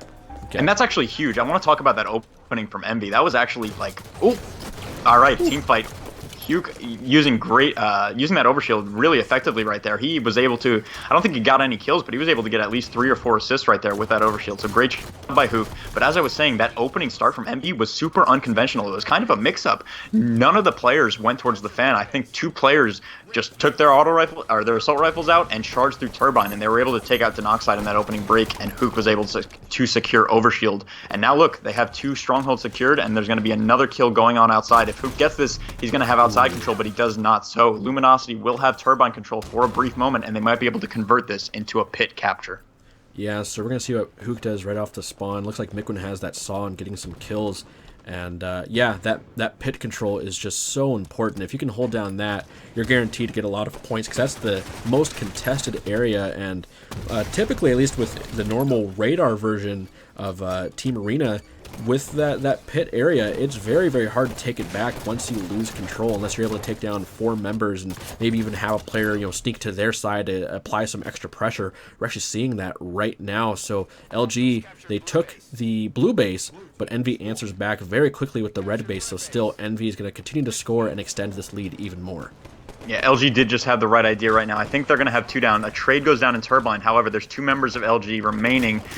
Wow, great plays by Hook to get outside real quick right there. He probably could have pushed into yard and just tried to slay out the guys in pit, but he recognized that outside control is much more important, gets those slays, and is able to reset the pit. So great job by Hook there. 30 points in the favor of Envy, 0 points on the board for Luminosity. They had the right idea there. I saw 3 players push out of blue base and try to get outside control, but Hook and the remaining members of Envy were able to shut them down and maintain control of 2 strongholds. Now, I want to point out, everyone, this is the final match with money on the line. If Envy wins this, they will take home $500. This is a very hectic game for $500. Luminosity did have control for a brief moment there, but back in the hands of Envy now. And it looks like they might be opting for a trip cap. Yeah, I mean, at this point, well, it looks like LG's going to be able to take the other side of the map. So still, once again, Envy will still have that 2-1 advantage and just keep this lead going. LG has 1 point on the board, and I mean, honestly, with strongholds, it's entirely possible to be down 99-0 and still come back and win. We've seen it a couple times in Halo 5, and we've even seen it in HCS where there's some really huge leads, and these teams will still come back and win it. So all it takes is for LG to have a solid push and control pit, and then from there they can kind of do their usual play. But until they take pit, it's going to be very, very difficult. And honestly, at this point, we're just seeing the kill feed constantly fill up with more and more players. And honestly, at this point, as Hook gets a beautiful stick across the map, very, very impressive. But as I was saying, I think LG, they just need to take a second, let everybody spawn, get back in sync, and then make a play happen. Because with these guys rushing out, I mean, they're kind of like getting into desperation mode. They're down 60-1. They're trying to come back as soon as possible. And we're just constantly seeing these LG players run in maybe 2 at a time, 1 at a time, and it's just not working out for them. Yeah, you're exactly right. They need to make a coordinated push outside, gain that turbine control, and convert that into a pit capture. And now Snipedown gets another kill. So let's hop on board with Snipedown. I want to point out something he did right there. They're going to have Saw in their hands now if they can secure this tower. But what I noticed was Ola charged outside. He got in a normal 1v1, and he did enough damage, but Ola got taken down. Snipedown was anchoring red base to make sure they had those spawns on lock, and he just took his DMR, he went into the sneaky, and he easily killed that player who was able to take down Pistola. So honestly, great conversion and rotation from Snipedown, recognizing that his teammate died, but he did a lot of damage, and he needed to maintain outside control. He gets a perfect kill on Denoxide, and he's raining damage into red base. Snipedown's rotation and his gun skill right now is just on point. Yeah, and we're just seeing some very standard plays here from Envy. The moment LG takes one of the side bases, in this case the red base, Envy just takes the blue base. So no matter what LG does, Envy's always going to have that 2-1 advantage, and still the lead extends, and it looks like they're going to go for that trip cap. But once again, look at the HUD there. LG's taking one side, Envy takes the next. The big crucial part here is to hold down that middle part in the pit. I mean, sometimes we do see some teams that are capable of holding down both side bases, but it's just not working out. But LG, this might be their moment. This is their chance. Yeah. This is their chance. They're able to get it, so that's huge. Yeah. Yeah, they gained control of Turbine and they converted it. They got individual slays. Instead of Team EnVyUs pushing all together, they just picked them off one by one. Luminosity does have outside and Turbine control. Snipedown's going to fall, so let's give Luminosity some love. Let's hop on board with Denoxide, who's getting in a fight outside. He gets the kill with the DMR on Ola, and now they're probably going to try to push into red base here. That was a huge, huge conversion by Luminosity. They're not out of this fight yet. They want this $500. Yeah, they need to keep track of these spawns, though, because going for this red base, it might hurt them. Looks like they're going to go for that temporary trip cap, but Denoxide is taken down. You can see the blue base is taken, so Naded was all alone. So overall, the smart play, but while they're 2 down, they need to keep an eye on the pit. That can be taken very quickly if 2 or 3 players are able to rush in there. That's the thing that you see quite often in Empire Strongholds. These teams, they'll keep track of who's alive and who's dead, and the moment they see 2 or 3 dead, that's when they rush in as a team. And right now, we're not seeing Denoxide contest this, but he's able to get the reset there. Naded going huge with the double kill, but Snipedown answers back with a double kill. Yeah, 2 down each for both teams. Saw is up, and I believe L-Town might have secured that. L-Town, a player that you often see picking up power weapons. However, he gets 2v1'd in Tower 1. Denoxide's going to charge on his own. He misses the Spartan charge. That would have been so huge because now Envy's going to be pushing into pit and try to convert this. Denoxide's trying to get this kill with the DMR. He might even get taken down. Naded comes in clutch with an AR, though. Gets the double kill. L-Town gets a Spartan charge. They're going to maintain control of pit. Envy came in so clutch right there, taking down L-Town Tower 1, who had Saw, but Naded and the rest of Luminosity came in clutch, secured pit, reset that, and now they're swapping bases once again. They do have total control for a brief moment, and they got a reset across the map. That's so huge. Yeah. L-Town sacrificed himself for the reset, so that's going to be more points on the board.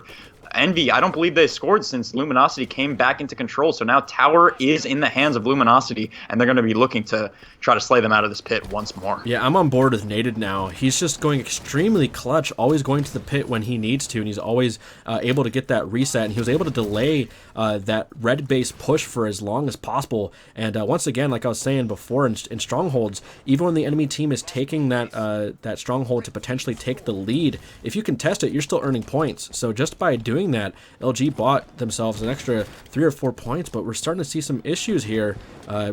Envy currently has 2 out of the 3 points, and they're now taking pit, so Naded is put into a very rough position here. They currently have control of 2. Looks like pit is being contested, but that's 3 down for LG. This might be game. Yeah, trip cap is going to be initiated now. It looks like Luminosity is giving up. 2 red X's are on the screen. Naded is going to try to fight out of a base, but that is all she wrote. $500 going to Team EnVyUs. They will close out Empire Strongholds 100-51. And they will take the victory for the series of the Team Beyond 4v4 No-Radar Invitational. But, ladies and gentlemen, we're going to be playing out all 13 games just to show you guys what every single game type looks like with no radar. This is going to be fun. I'm excited for the rest of the series. Yeah, so we have still 3 more games to go. And I'm going to quickly look at our list of game types. So our next 3 matches, once again, Envy, they won that $500 prize, so they technically won, but still, we have 3 more games to go. We have Coliseum Slayer, Rick Strongholds, and Eden Slayer. And Coliseum is the one that I'm looking forward to.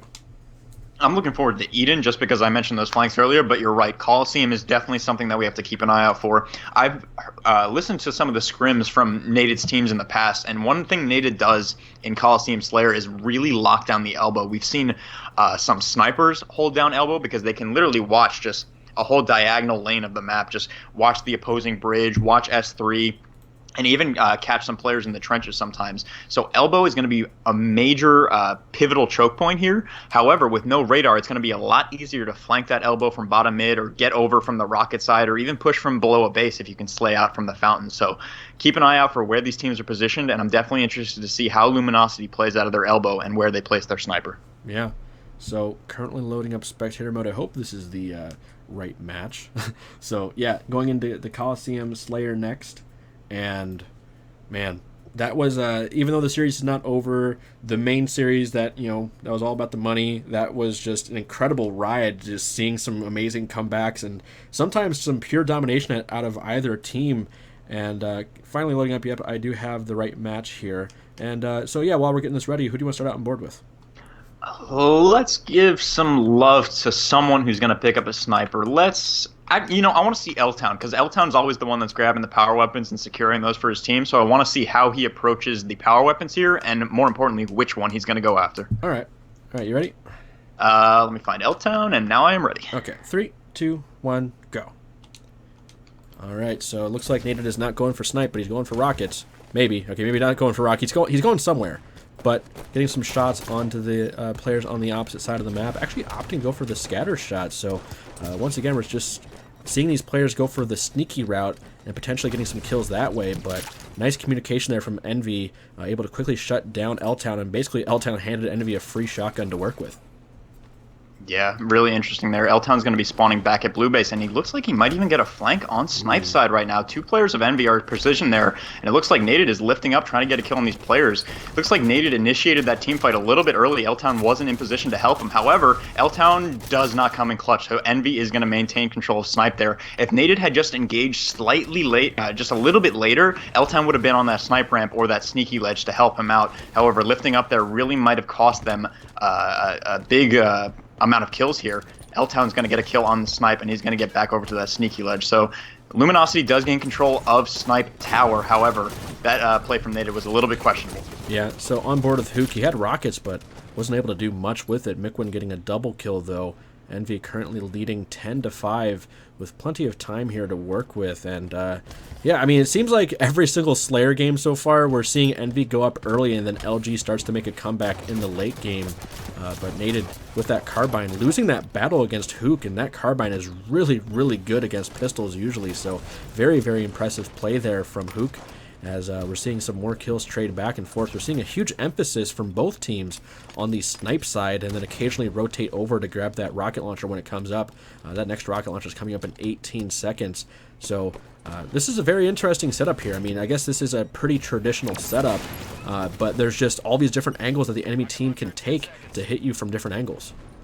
Yeah, I want to point out something Denoxide did right there. We talked, or I want to talk a little bit about the maze area of Coliseum, you know, the spot where the DMR is located. That is a very convoluted, complex, vertical area. And Denoxide tried to go for a ground pound where the Splinter is located, and a player just thrusted back. And that might be because Radar is not in play. He might have gotten punished because he, you know, performed that ground pound without knowing where that player was. And it really might have cost them another death on the board. So now EnVy is leading by 9 kills. They might be able to really pull ahead here if they keep this aggression up and keep them trapped in these elbows. Yeah, and jumping on board with Nated now. He's been going clutch in the last few games, so let's see if he can make anything happen during the Slayer match. Sniper Rifle's coming up in about 20 seconds. He's pushing in to help out a teammate, but he was taken down. He's stuck in a 3-on-1. He's able to trade a kill, so not the best push there. I mean, he had the right idea, try to help out Denoxide and get at least a favorable fight there, but Denoxide was taken down, and just the timing of that just makes it so it's a 3-on-1 battle in just different areas of the map. Yeah, Luminosity, they have the right idea. They're trying to fight into this snipe tower, but every time they do so, EnVy comes up with like a clever angle. They're either, you know, fighting from a bridge, or they get into the sneakies and really shut down that push from Luminosity. Same thing happened right there. I believe that was Ola charged up from the grass area and just got that kill on Nated. So once again, shutting down that push from Luminosity. They're really trying to break this setup, but EnVy is just being very creative in their defensive play. Yeah, so I'm going to jump back on. Oh my god, did you see Nated right there? Nope. It wasn't a ninja, but he did a little dipsy doodle and got a back smack on Hook, and he acquires the scatter shot right now. Go back on board with Nated, give him a little bit extra love, and as I said in the beginning of the game, Nated's going to be locking down this elbow with scatter shot. I love this spot. I love this spot. Get the kill. Oh, no, he doesn't. But like I said there, he got an incredible kill on Hook and then grabbed that scatter shot and rotated over to Blue Elbow to try to lock that down. Performs a crafty jump and not able to pick up the kill. So Nated, he's in a tough position right now, but I did like the play he just made. Yeah, so still on board with Nated, trying to just spam the scatter shot to deal some damage, but it just seems like LG, they're not really working together as much as you'd expect them to. Victory's able to get a double kill with that Splinter Grenade. Looks like Nated knows there's a player back here, but just basically runs right into a rocket launcher. We're seeing Pistola with that traditional T2 combo, snipe and rockets, but we're seeing L-Town just rush right in, and Snipedown's able to kill him. But so Pistola's able to betray his teammate. That's Hook taken down by Pistola, so LG's in a pretty rough position here. Let's jump on board with somebody from EnVy when Nated I'm on board with Pistola right now. He, like you said, he did have T2 combo, but it was looking more like some pucket rockets. He took out his teammate and completely whiffed 2 others. But that's okay. They're leading by like what, 19 kills, something like that. So they can make a couple of mistakes. But he does have sniper lockdown right now. He's trying to decide right now which base he's going to push. He decides to opt for S3 just to gain information. But he notices that a couple players are going to be coming from blue base, and for some reason, Denoxide decided to push out the bridge towards Trench. He's going to be able to punish Victory, who is in grass. So that was weird. Luminosity, they were in blue base, and they easily could have pushed towards the Fountain. Fountain was entirely open. The only person trying to defend it was Ola, but instead, they opted to push towards Trench, and Victory and Denoxide were both punished. So maybe not the best play calls out of Luminosity. They definitely could have fought from a different area to try to break this EnVy setup. Yeah, I mean, at this point, I would say the game is over. I mean, we've seen LG make some comebacks, and even in that Plaza game, it was a very similar score, and they got some kills on the board, but still ultimately losing that. Jumping on board with Denoxide in that very nerdy spot, trying to take down Hook, but Hook answers back with a perfect reversal. Beautiful kill there from Hook as EnVy takes this game. So extending that lead 8-3, but once again, we're not done just yet. 2 more games to go in this 13-game series. The next one, I believe, is Strongholds on some map. Rig Strongholds. So yeah, that's going to be a very, very interesting match because Rig Slayer. That was that crazy 50-49 game where LG came back, and if they do that same sort of playstyle where they can potentially slow it down and work those different rooms and sections of the map, they can potentially maybe get that triple cap again and make some plays happen. We'll have to see. Yeah, we talked about earlier the cutoffs, yellow corner, tower 2, engine 2, those are the places where you can really break a setup now that you don't have radar enabled. But in Strongholds compared to Slayer, the name of the game is going to be white corner control here, and that's going to be huge because white corner is going to become a little bit more vulnerable. People are going to be able to approach from catwalk, approach from long haul, and kind of flush that player out there. So I'm not sure if things are going to be a little bit more hectic. We're going to see more rotations between the Strongholds. You know, white corner might get taken down a couple times, or they might just opt to try to hold down those cutoffs once again. You know, watch basement from yellow corner, watch basement from back rail, and really hold down Nest from engine 2. So we'll see what they opt for here and what strategies they attempt to perform. Yeah, so next game, Rig Strongholds, and we'll end this with Eden Slayer. And Eden, that's also a very interesting map with all of the different rotations and different jumps you can make. But anyways, loading up Rig right now, and man, I want to give Naded some more love because we always see him go clutch in these objective and Strongholds games. But he definitely had a pretty rough game in that Slayer, but I think we should still give him a chance and see how it goes. Yeah, sure thing. All right. You ready? Yep. Okay, 3, 2, 1, go. All right, so Naded going straight for that shotgun, going to capture this basement. Missing a couple shots on that camo. Looks like EnVyUs going to be able to grab that and get away with it, so looks like we're going to see a pretty standard trade of the BR area and the basement, and then the players are going to focus. Ooh, almost getting that kill on Hook there, but we're going to end up seeing maybe a big fight for basement in just a moment. Usually we see the teams trade BR and basement and then rush over to Nest, but that push from EnVy, that's definitely unorthodox, and they made it work. Mikwin using that camo to take down Naded. Very, very beautiful play. Let's jump on board with Mikwin. Has that Predator combo. So shotgun and camo is very deadly. Has about 15 seconds left of camo to work with. He's getting naded, so has to be very, very careful here. When you get naded to that camo, you're just this glowing ball of a Spartan, basically, where it's very, very easy to spot you. But Nikwin just dealing damage all throughout the map. Very, very impressive here. Might be able to secure this Nest area with all that support coming in from EnVy. Oh, Luminosity is in a rough situation right now. Mikwin got the reset. Ness was inches away from being capped, and now they have total control. Snipedown was positioned in white corner with Railgun and decided to push basement to try to stop them from capturing that. So maybe Snipedown probably could have stayed white corner with that Railgun and just kind of kept slaying from up there. So because of Snipedown charging, Luminosity is going to gain control of basement. However, they just go 3 down as the slaying is just too strong. 4 down for EnVy. Slaying is too strong. Oh my goodness, another player from Luminosity tries to approach from back rail, but he is all alone. No teammates to support him. Snipedown's going to take him down. That was victory, and now EnVy is gaining control of basement. Once again, another trip cap. The rotations and the slaying is just absurd from Mikwin, Snipedown, and the members of Team EnVyUs. This is just very familiar. We kind of saw it in the Empire game where EnVy has this pretty huge lead, and then we start seeing LG kind of go their own separate ways, just doing things on their own, going in 1 at a time or 2 at a time, and it's just not working. But Like I was saying, compared to that Empire game, we started to see it started to click towards the end. So I think LG, they just need to figure out a strategy and just take it slow for a second. Wait everybody come back into the game and all attack as a unit, all 4 members at once, and no more of this, rushing in one at a time. Yeah, unless you got like 5 seconds left in the game, you can be patient. Strongholds is very forgiving. Once you gain control, you can definitely go on a tear and go on a long streak. Looks like Luminosity is making the right play. They're trying to go for a major team fight to capture BR base. However, in doing so, EnVy is going to gain control of basement. So EnVy will continue scoring no points on the board for Luminosity. But now that they've controlled BR base, they didn't flush out Miquin, but they're opting to push yellow corner. So if Luminosity can push through yellow corner here, which it looks like they are, they should be able to cap basement. They are just going to need to slay out EnVy and then rotate from there. But because they did not kill Miquin, Miquin's going to be trying to cap this BR base, which he most likely will now that he takes down L-Town. I'm just loving how fluid EnVy is right now and how their strategies are so dynamic. Old school rig strongholds, we usually just see these teams hold down basement and BR base and let the other team have nest and just maintain that 2-to-1 advantage. But we're seeing EnVy, they'll control 2 or maybe even 3 like right now, and they can kind of get into a modified setup to always have that 2-to-1 advantage and lock down the new spawn for LG. So no matter what situation they're in, it seems like they always have LG just trapped in a spawn and they have a hard time answering back.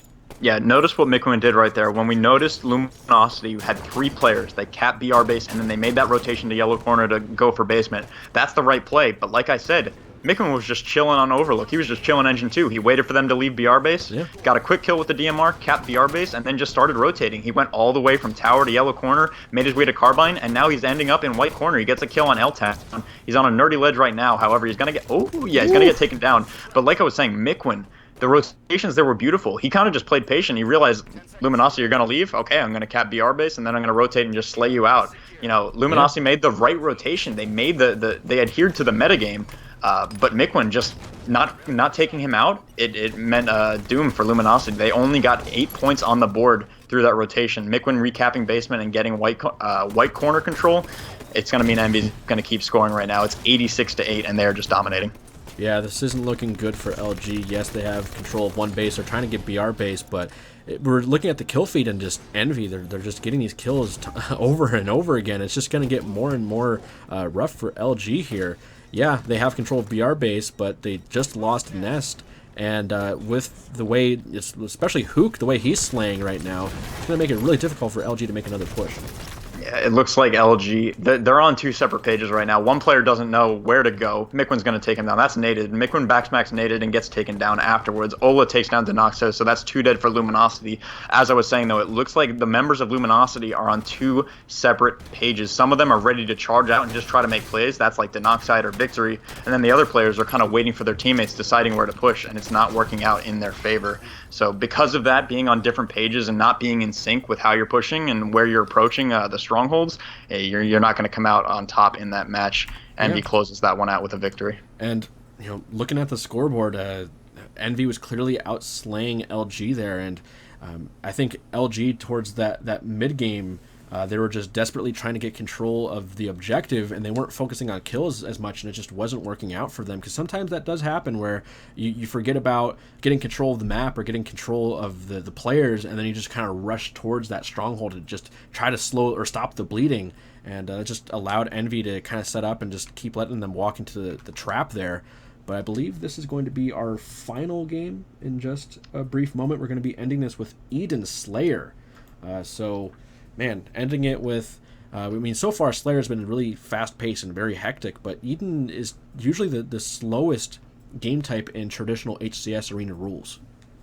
Yeah, that's right. Eden definitely can slow down a lot, especially when we have Sniper in play. Definitely look for Snipe Down to be holding that down on Blue Catwalk or Blue Alley. That's definitely a spot that he tends to favor it very frequently. But if Luminosity can react to that, and like we said earlier, use bottom mid as a flanking route, slide boost across there, you can make your way to Blue Alley unnoticed, and they can take down Snipe Down if he has that sniper in that location. So definitely keep an eye out for the team fights that are happening for Rockets outside, but I want to see where Snipe Down is going to be positioned with the sniper throughout this game. All right, well, since we're talking about Snipe Down, we can start out on board with him. Mm-hmm. All right, you at 59? Just about. Oh. I am... Oh, sorry. Almost there. I'm looking for the names, the thing where it doesn't show up in a second. There we go. I'm on board with Snipe Down now. Okay, ready? Yep. All right, 3, 2, 1, go. All right, final game. And like we were saying before, the prize has been won by Envy. They won the best of 13 series, but we're playing all the way through for this show match here. So congratulations to Envy for winning that prize. But this is our last game, and this is LG's last chance to make a statement here and show how good of a team they really are. Snipedown almost getting that triple kill, but L-Town's able to shut him down. L-Town has snipe and shotgun, so let's jump on board with him. He's got to get out of there. Yeah, his team is all the way at Red Bend. Yeah, and they take him down. He's quickly taken down. So let's jump on board with whoever has that sniper rifle. Let's scan through the players. That's Hook, and Hook has been going off of that sniper all series long. So let's see what he can do. Eden has a lot of open sight lines to work with, so this is definitely the kind of toy you want to have on this map.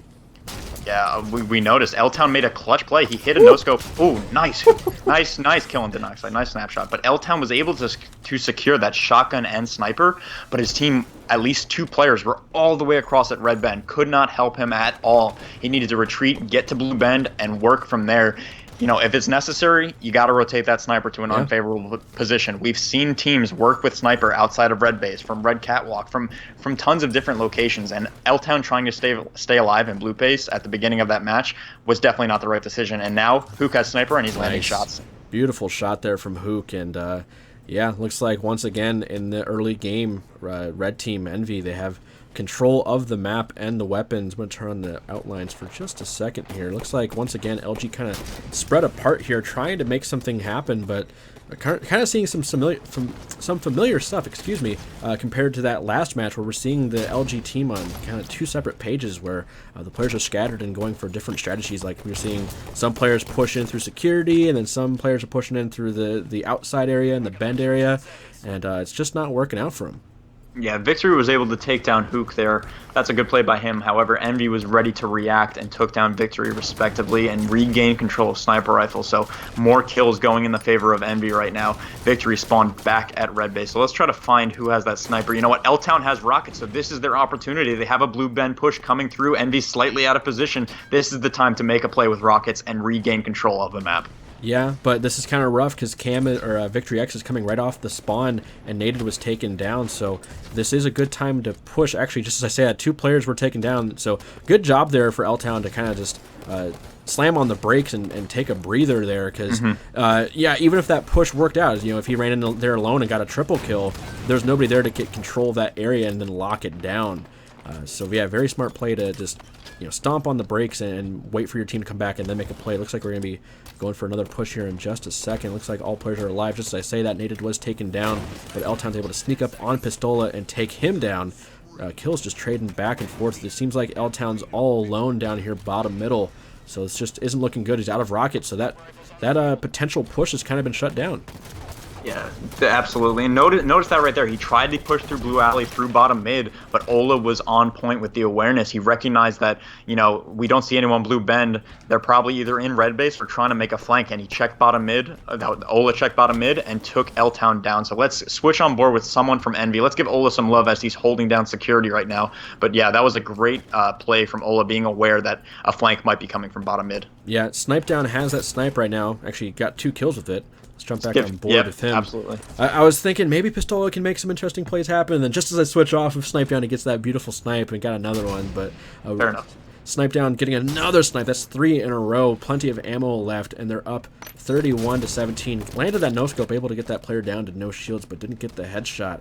The sniper rifle is just resting there on that staircase. He might be calling it out for Mikwin. Yeah, you see Austin picking that up. Rockets coming up in just a couple seconds here, so this is very, very important if Snipedown's going to be able to get in there in time, but no. And that is 2 members down from Envy. So this is that push that we were talking about. L-Town using rockets to get into the base, and ooh, Snipedown shutting him down, but we're seeing a little bit of I don't even know what to call that. It's a little naughty. Okay. Yeah, all right, Victory X. I'm on board with Victory X. He's trying to make a push through Blue Catwalk. Is not able to take that player down, so another player staying alive on Envy. However, Nated getting a clutch double kill with Hydra and Pistol takes down Snipedown. So now's their opportunity to flush this player out. They do have blue control. If Victory could have stayed alive there, that would have been their chance to get a setup and start slaying. However, another player from Luminosity retreats to blue security and gets taken down. That was L-Town. So it looks like they had blue control for a brief moment there, but Victory getting taken out, that just shut down their whole setup, and the remaining players got taken out as well. So now they're stuck outside once again. Looks like they just can't get a footing and gain control of blue base here. Yeah, and I mean, L10 had that very nice push, and then we saw LG start to make a little comeback. I mean, they were still down by quite a bit, but it was better than before. But then all of a sudden, Envy just immediately gets control of blue yet again. That's pretty standard setup you want to have, is to be near that blue base, but Naded using the splash damage with that Hydra to take down Snipe Down. But the callouts from Snipe Down was able to allow his team to take down Naded almost immediately after. 10 kill lead here for Envy. Jumping on board with Miquin, has the Hydra, and oh, he got it. Very nice kill there. And man, that's 3 down for LG with rockets coming up in about 25 seconds.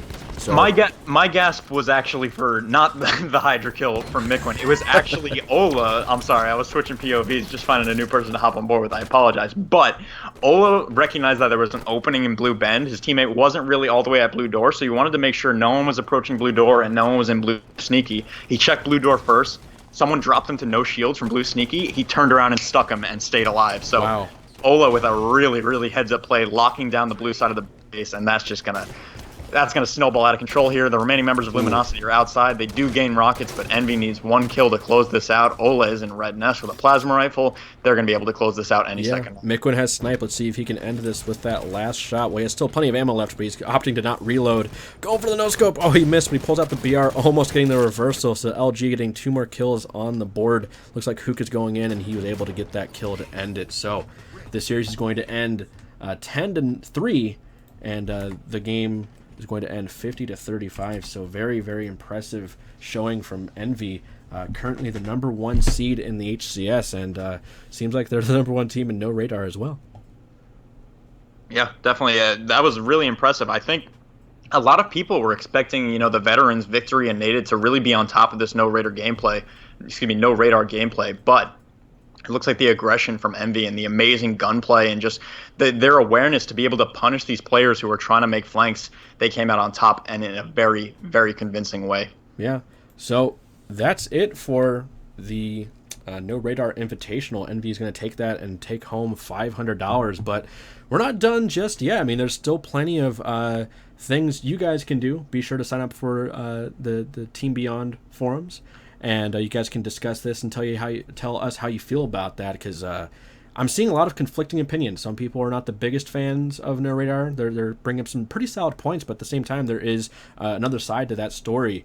So yeah, be sure to sign up for the forums and read all about it and post your opinions. And hopefully within the next week or so, we're going to maybe get some interviews out, maybe get some highlight reel, because there were a lot of interesting plays happen, maybe some Beyond Rewinds. There's a ton of potential with this kind of stuff, so we'll see what can happen. But yeah, once again, just be sure to sign up for the forums and whatnot, and leave your opinions. It's going to be very, very interesting to see how everybody feels about it. Yeah, we saw Spartan. He released a video earlier this morning giving his opinions, and he's someone who is notably pro-Radar. And like we said, you guys, you gotta stay objective here. There are 2 sides of this argument. For the first time, Radar actually does have a defense. Admittedly, H2, H3, Reach, all these games that were much slower paced by default, Radar is very bad. Campable gameplay, just very defensive play. It really shuts down flanks and stuff like that. You can't be sneaky with Radar. But for Halo 5, some of these players like Spartan, I think I saw the Liquid coach Symbolic in the chat. He was talking about how the game's a little bit too fast paced. Some players believe with the movement, it's just too unpredictable. Halo has always been a game about setting up, working with your team, and if you can't predict and communicate fast enough, sometimes it's really tough to predict when you see players flying across the map, all different directions, clambering, slide thrusting up stuff, bump thrusting everywhere. Some players believe that Radar is more effective for the game. So if you have a voice, if you have an opinion on either end of the spectrum, head to the forums. Share in our arena gameplay thread.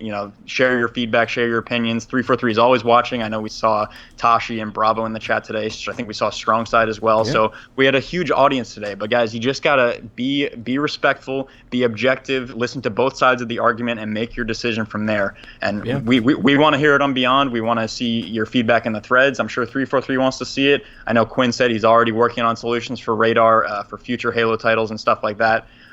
So there's definitely a lot to be said. There's a lot of moving parts, with universal settings, with the gameplay, with different maps, with weapons, with all this stuff.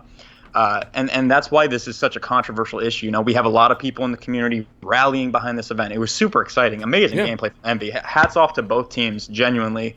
Great job winning the $500 prize, but there are definitely a lot of questions to be answered, both from the decision making from 343, what they're going to end up doing with the competitive settings, and also how the community approaches their feedback and stuff like that. So keep in mind, there's 2 arguments this time around. It's going to be a very heated couple weeks as people figure out what the end result is going to be. But regardless, tonight was a very, very fun night. I had this is my first 4v4 cast, so I was a little rough around the edges, but I appreciate the people calling me trash in the chat. I love you guys so much.